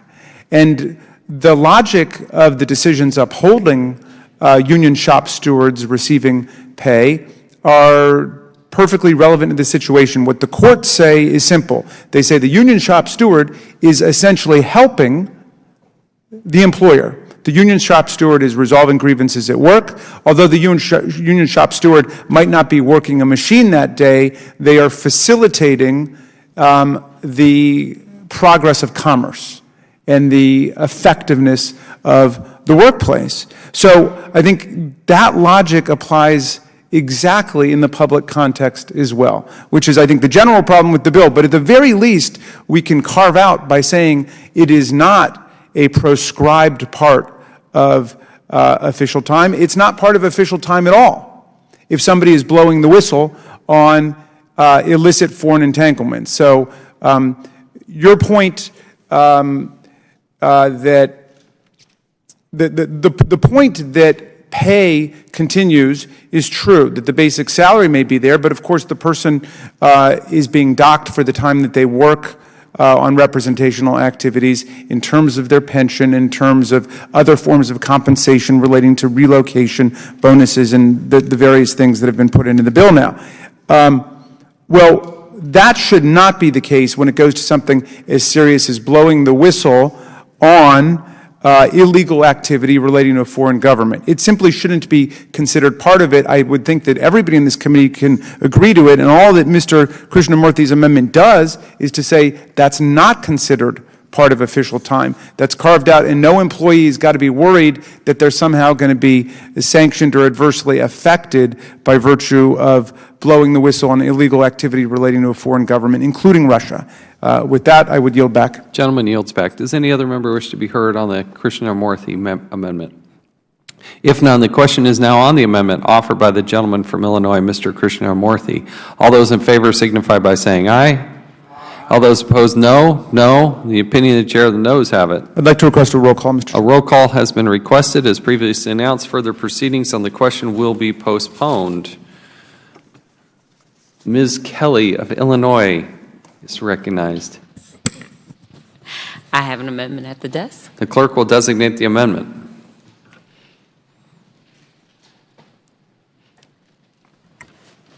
Amendment to H.R. 1364, offered by Ms. Kelly of Illinois. Without objection, the amendment is considered as read, and the gentlewoman from Illinois is recognized for 5 minutes to explain her amendment. Thank you, Mr. Chairman. My amendment would ensure that time spent working to strengthening and developing workplace safety rules and standards are not counted as official time for purposes of the underlying bill. This simple and common sense provision will ensure that we continue prioritizing the safety and security of federal employees in the workplace. As new workplace risks and hazards develop, our workplace safety rules and procedures must evolve with them. Every new report on workplace hazards, new technology, and new demanding jobs is an opportunity to ensure that our workers can stay safe and healthy while on the job. Too often, especially in this committee, we talk about federal employees as faceless cogs in the vast bureaucratic machine of Washington, D.C., but this isn't the case. Millions of federal employees work demanding jobs all across this country, as we've talked about. They are park rangers at Yellowstone, they are Secret Service agents in D.C. and Florida, and yes, many of them are support staff who work in cubicles. But most importantly, they are hardworking, patriot, middle-class Americans who choose to serve their country, and they have the right to a safe workplace. For decades, federal agencies as well as private corporations have found great success in using official time to develop stronger workplace safety standards for every single employee. And I think it's important to note that all employees enjoy the same workplace safety standards, regardless of whether or not they are union members. As drafted, our federal workers will be at a higher risk than many of their private sector counterparts who are allowed to use official time to establish, develop, and ensure workplace safety rules. My amendment would ensure that federal employees can continue having a voice in shaping workplace safety standards. Workplace safety should never be a partisan issue. I urge my colleagues to support my amendment, and I yield back. The gentlewoman yields back. We'll now recognize the gentleman from Georgia, Mr. Heiss. Thank you, Mr. Chairman. Again, the bill is prohibiting lobbying and political activities. It does not affect representation activities that are permissible on official time. It is designed to prevent employees from engaging in overtly partisan activities on the dime in the back of taxpayers. So an individual with official time can still participate in management-initiated efforts to improve work processes. They can work with agencies to establish flexible work hours, a number of things along these lines, procedures that protect employees from on-the-job hazards. This amendment is unnecessary, and I would urge my colleagues to oppose it. Gentleman yields back. Does any other member wish to speak on the Kelly amendment? Mr. Chair. Mr. Lynch of Massachusetts is first recognized. Okay. Thank you. Recognized for 5 minutes. Thank you, Mr. Chairman. Let me just, so the Bill of Rights, the First Amendment actually guarantees the right of a U.S. citizen to petition their government. It's not a permissible thing. It's guaranteed. The person has that right. So you don't have the ability, as you're trying in this bill, to limit that right. So this would be an unconstitutional provision in this bill. You can't do it. You can't say, well, you get the right to free speech except when I say you don't. That's not how this works. So it's a right in the possession of these workers to petition their government. So you can't do that. The other thing is this. For at least the last 40 or 50 years, official time has had a requirement that it be reasonable and necessary and in the public interest. And I'll tell you an example. I got elected on September 11th, the day of the attacks in the Democratic election in Massachusetts. And when I came to Washington right after the attacks on September 11th, we had anthrax in a bunch of the buildings, including the Brentwood Postal Facility here near in D.C.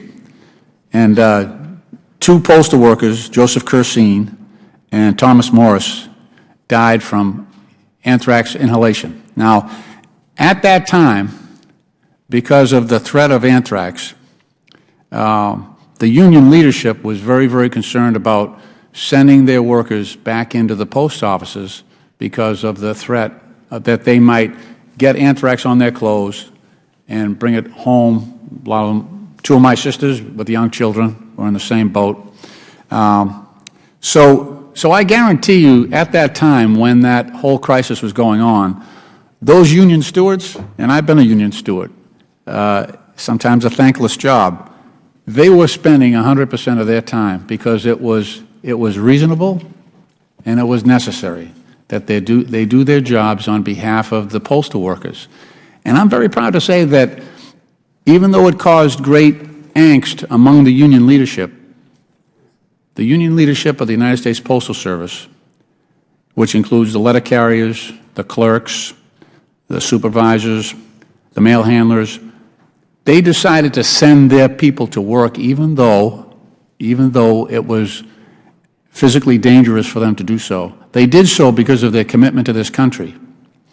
And yes, they undoubtedly, the union leadership spent 100% of their time on official time because at that moment it was reasonable, it was necessary, and it was definitely, I don't think there's a better example of when official time exercised by union officials was more in the public interest because they kept the mails going. There was great fear at the time. President Bush was talking about, making sure that that the mails continued to be delivered to every single home and business in America, 6 days a week. And I really and truly believe that those union leaders and the union members at the Postal Service did this country a great service. And it was a very, very good use of official time on their behalf. So I speak in strong support of the gentlelady's amendment, and I yield back the balance of my time. Gentleman yields back. Does any other member wish to be heard on the amendment? Ms. Demings of Florida is now recognized for 5 minutes. Thank you so much, Mr. Chairman. I spent 27 years at the Orlando Police Department, and on my first day on the job, I joined the union. I was attracted to the Orlando Police Department because of its outstanding reputation, professionalism, but also its commitment to workplace safety and the safety of our community. I found it to be a place that clearly understood if it was going to accomplish its mission, safety had to come first. It was the #1 priority. I quickly realized the critical role the use of official time played in the process. That the use of official time was critical to ensuring that workplace safety remained at the forefront. When I moved to the management ranks and even became the chief of police, I understood that workplace safety was not a part-time responsibility. It needed full-time attention, 100% attention. And the work of union officials not only benefited the individual employees, but it significantly assisted in improving the overall efficiency of the agency.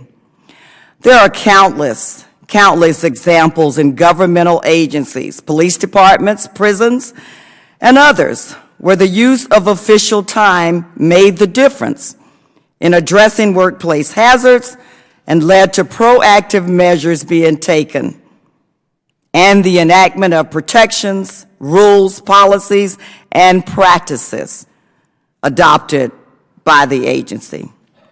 We also know that an employee's ability to talk with, call it lobbying if you want, but it's really talking with their elected officials, has resulted in much needed safety equipment being mandated by the federal government.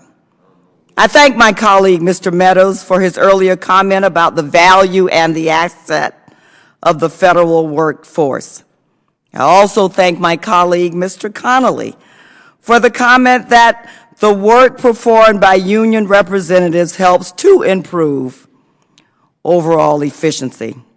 Based on my experience as an employee and as an agency head, I agree wholeheartedly with both statements, and I am pleased to support this amendment. And, Mr. Chairman, I yield back. Gentlewoman yields back. Does any other member wish to be heard on the Kelly amendment? Mr. Raskin of Maryland is recognized. Thank you very much, Mr. Chair. Move to strike the last word. The distinguished gentleman from Georgia said that workers can continue to participate in management-initiated efforts for public safety and to reduce hazards in the workplace. And therefore, the gentlelady from Illinois' amendment is not necessary. The problem is that oftentimes we see a process of regulatory capture. That's when the regulated industry has pervasive influence with the people who are in the management of federal government regulatory agencies. The purpose of her amendment is to protect workers who choose to advocate for worker safety and the security of the workplace when the managers don't want to deal with the problem. So we can multiply the examples. We don't need to detain ourselves here, but there are many, many examples when workers have blown the whistle. That's what whistleblowing is all about, when the management would much prefer not to deal with the problem. So if the purpose of this underlying legislation is really to make certain what the law already provides, which is that union representatives should not be doing union organizing and collecting dues and signing up members during work hours, fine, let's stick to that. But let's make very clear that the legislation is not designed to reduce worker involvement in promoting the safety of workplaces. For that reason, I'm definitely voting for this amendment, and I would encourage all colleagues on the committee to do so. I would yield back. Gentleman yields back. Does any other member wish to speak on the Kelly amendment? Ms. Norton of the District of Columbia is recognized for 5 minutes. Mr. Chairman, I'd like to clarify what the subject is, because my friends on the other side keep raising the notion that various subjects could always be raised, and we concede that. It's not the subject, it's the cap, and how the union rep must consider various subjects. And essentially what we were saying on whistleblowers and on safety is this is too important to have a cap on it.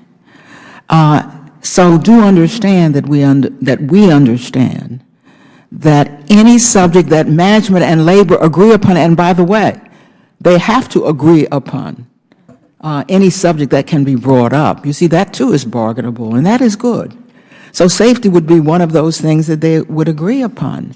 But there may be other matters that could also take a great deal of time, that if you are the union rep, you ought to consider whether or not the time ought to be spent on X or Y. And of course, safety, whistleblowers, the kinds of issues that my colleagues have raised are the kinds of issues that we think you ought to spend, if necessary, disproportionate time.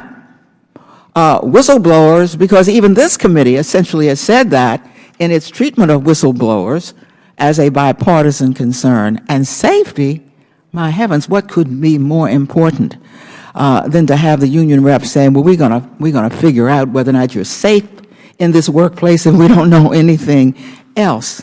If you want an efficient workforce, you do not want your workers thinking about whether or not they are even safe on these premises, and you want to take the time to make sure that safety has occurred, to draw it to the attention of management, to take care of it for the sake of everyone concerned. And I yield back, Mr. Chairman. Gentlewoman yields back. Does any other member wish to be heard on the Kelly amendment? If not, the question is now on the amendment offered by the gentlewoman from Illinois, Ms. Kelly. All those in favor signify by saying aye. Those opposed, no. No. Mr. Chairman, I'd ask for a roll call vote. A roll call vote has been requested. As previously announced, further proceedings on the question will be postponed. Mr. Lynch of Massachusetts. Good afternoon, Mr. Chairman. I believe I have an amendment at the desk. Clerk will designate the amendment. Amendment to H.R. 1364 offered by Mr. Lynch of Massachusetts. Without objection, the amendment is considered as read, and the gentleman from Massachusetts is recognized for 5 minutes to explain his amendment. Thank you, Mr. Chairman. Similar to the multitude of hearings, floor amendments, and standalone bills that have targeted official time over the past several years, this underlying bill represents a fundamental misunderstanding of what official time really is. In limiting and even penalizing the use of official time by federal employees, the so-called Official Time Reform Act fails to recognize that official time is a statutory right granted by the Bipartisan Civil Service Reform Act of 1978 to promote the joint and mutually agreeable interests of labor and management and the public. In contrast, my amendment would simply safeguard a core function of this statutory right, the opportunity for federal employees who volunteer to represent their co-workers to perform authorized activities during work hours that promote workplace productivity, safety, and cost savings. In particular, my amendment would exempt from the bill's penalties activities that are designed to assist America's veterans in the federal workforce in transitioning to civilian life. According to the Office of Personnel Management, veterans currently make up about one-third, or nearly 624,000 of all federal employees. Veterans represent in the federal government include over 240,000 disabled veterans and nearly 147,000 veterans with a disability rating of 30% or greater. It is therefore not surprising that the use of official time at federal agencies is often directed towards the development and implementation of workplace initiatives designed to assist our returning servicemen and women in successfully transitioning to federal civilian jobs at the Department of Defense, or the Department of Veterans Affairs, or the Department of Transportation, or the Social Security Administration, and other agencies nationwide. Chief among our current efforts to enhance the workplace conditions of veterans in the federal workforce is a continued implementation of the Wounded Warriors Federal Leave Act that I introduced in the 114th Congress and that you supported, Mr. Chairman, and was signed by President Obama in November of 2015. In order to better ensure that our wounded warriors in the federal workforce are able to continue medical treatment for post-traumatic stress and other service-connected disabilities, that law provides new federal employees with a veteran's disability rating of 30% or greater with 104 hours of wounded warrior leave during their first year on the job. OPM issued final regulations to implement the law in August of 2016, and federal agencies are continuing to train their supervisors and notify eligible employees regarding this newly established leave category. Activities designed to promote this and other federal workplace initiatives on behalf of our veterans who seek to serve the American people in a civilian capacity should not be the subject to penalties set forth in this bill, H.R. 1364. Moreover, the federal government is currently under an indiscriminate hiring freeze ordered by President Trump, as reported by a wide range of veteran service organizations, including the American Legion, the VFW, Disabled American Veterans, and the Iraq and Afghanistan Veterans of America. This executive action remains particularly concerning to American veterans. That's because veterans' employment in the federal government has risen significantly over the past several years, with veterans making up more than 32% of the new federal hires in fiscal year 2015. That included more than 32,000 disabled veterans and over 21,000 veterans with a disability rating of over 30% or greater. In the midst of this government-wide hiring freeze, federal agencies and our dedicated federal workforce are continuing to address the concerns of veterans whose prospective employment with the federal government and transition to civil life have been indefinitely put on hold. They include the members of our newest generation of over 211,000 veterans from Operating Enduring Freedom and Operation Iraqi Freedom, and other deployments whose unemployment rate has risen from 5.7% to 6.3% over the last year. Federal workforce activities that we seek to assist these other veterans impacted by the federal hiring freeze should not be subject to the penalties set forth in this bill. Mr. Chairman, I urge my colleagues on both sides of the aisle to support this amendment. I would also urge my colleagues to support legislation that I have introduced in H.R. 1001, the Veterans Federal Hiring Protection Act, to exempt Americans veterans from the federal hiring freeze. I yield back the balance of my time. Thank you. The gentleman yields. I'll recognize myself now for 5 minutes. And I'm glad the gentleman brought up our veterans. In this very room, just a couple of weeks ago, we held a pretty important hearing about the use of official time at the Department of Veterans Affairs. And that's already come up a couple of times even here today. We know that there are nearly 350 individuals at the VA that are on 100% official time. There's another 1,900 or so plus at the VA that are on part-time, comprising over 1 million hours at the VA on official time. And of the 350-ish that are involved in 100%, I mean, there's all kinds of 100 nurses, there's addiction therapists, there's respiratory therapists, there's nursing assistants, pharmacists. I mean, we've been through the list. There's all these individuals who were hired to do a specific job and now find themselves not doing the job for which they were hired. The bill before us gives these people the right to give 100% of their official time to do whatever it is they're doing for their union, if they so choose to. And they can decide next year if they want to keep it up, or if it's not in their best financial interest to continue it, they can allow the agency to let someone else take over that time. But I would suggest to those who are interested in helping the veterans that we start by addressing the hundreds of VA employees that are giving 100% of their time not to helping our veterans, but to the cause of the unions. And again, I would strongly urge opposition to this amendment, and I yield back. Does anyone else wish to speak to the Lynch amendment? If I may. Yes, the gentlelady is recognized. Thank you very much, sir. I wanted to speak in favor of this amendment, which really goes to the heart of our veterans. And I wanted to, if I may, quote from individuals who have written to the chair of the Veterans Council at National Nurses United. This is from Irma Westmoreland, who's an RN at the VA. Official time is critical to the functioning of hospitals in the VA, she says. The staff nurses who use official time on behalf of their coworkers in the VA work to ensure quality patient care is delivered. They use official time to advocate for patient and nurse injury prevention, protect against discrimination, and represent employees in grievances and disciplinary actions. She goes on to let us know that by undermining official time, veterans who receive their health care through the VA system will lose out. H.R. 1364 will hinder registered nurses' recruitment efforts at the VA hospitals, which already struggle to hire talented and experienced nurses, and will negatively impact day-to-day protection of quality health care. Sir, the official use of time has helped lots of individuals, and we are hearing from them. They've written to us.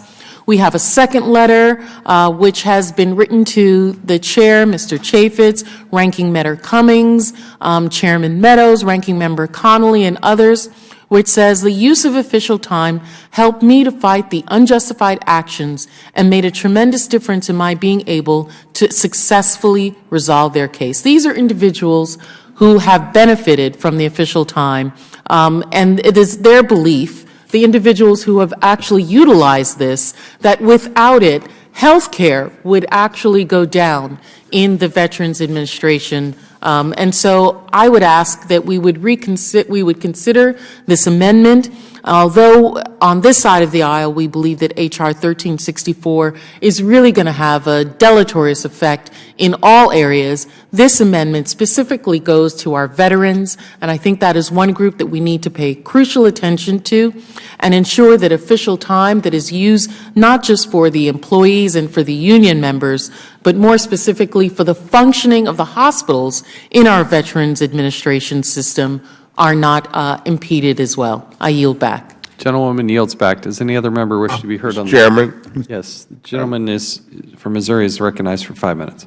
Thank you. Mr. Chair, I too want to support my colleagues from Massachusetts amendment. Let me share with the committee that every congressional office works with federal employees, and it is a function of our government. It is how we serve the American people. So, I mean, I really do not appreciate the tenor of what I'm hearing today of going after federal workers. I don't quite understand the intent of the bill and the people that put it in. I think it says a lot about this bully atmosphere. We're going to bully federal workers because we can. I think it's disheartening to them. It breaks their morale. We need to understand that the U.S. government is here to serve the American people. That's how the government has worked for over 200 years.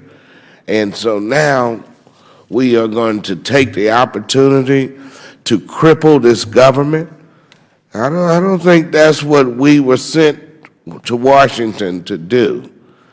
And members of this committee need to take a step back and pause and say, oh, we are destroying our government. We are crippling Washington.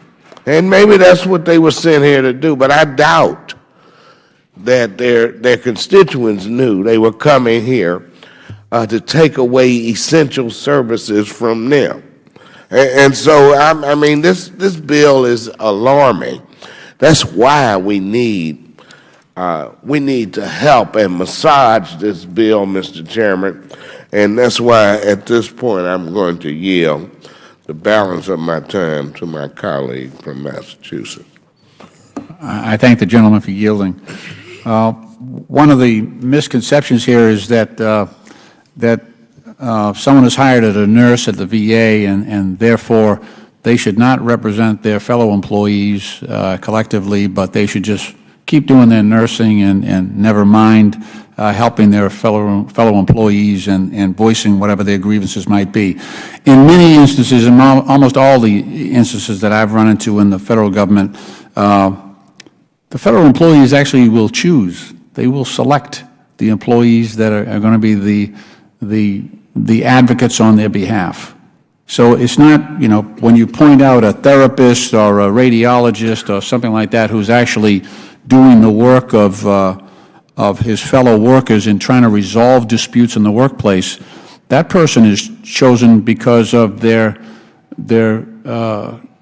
conscientiousness, their willingness to advocate on behalf of other co-workers who might be a disabled veteran. Maybe that's why. Maybe that's the case they've brought forward. But certainly, it's almost a matter of faith sometimes, the way union stewards are chosen. It's not sometimes it is a thankless job, excuse me, and anybody who is out there been a union steward, they know exactly what I'm talking about. But these aren't random people chosen just because they're in a certain capacity or discipline. These are people who are committed to their fellow workers, who want to see the workplace run more efficiently, that feel that women who are sexually harassed in the workplace should have somebody sticking up for them, and someone who's, making sure that the laws are followed. One employee of 2.2 million in dealing with the United States government doesn't have much of a chance. They don't have much leverage at all in negotiating one-on-one with the United States government. And that's why they collectively come together, so that collectively their voices might be heard. And it makes the government better. I think we have a responsibility as the United States government to be the best employer in the nation as well. So with that, I thank the gentleman again, the gentleman from Missouri, for yielding, and I yield back the balance of our time. Gentleman yields back. As I previously announced, the committee will stand in recess, subject to the call of the chair. The committee stands in recess.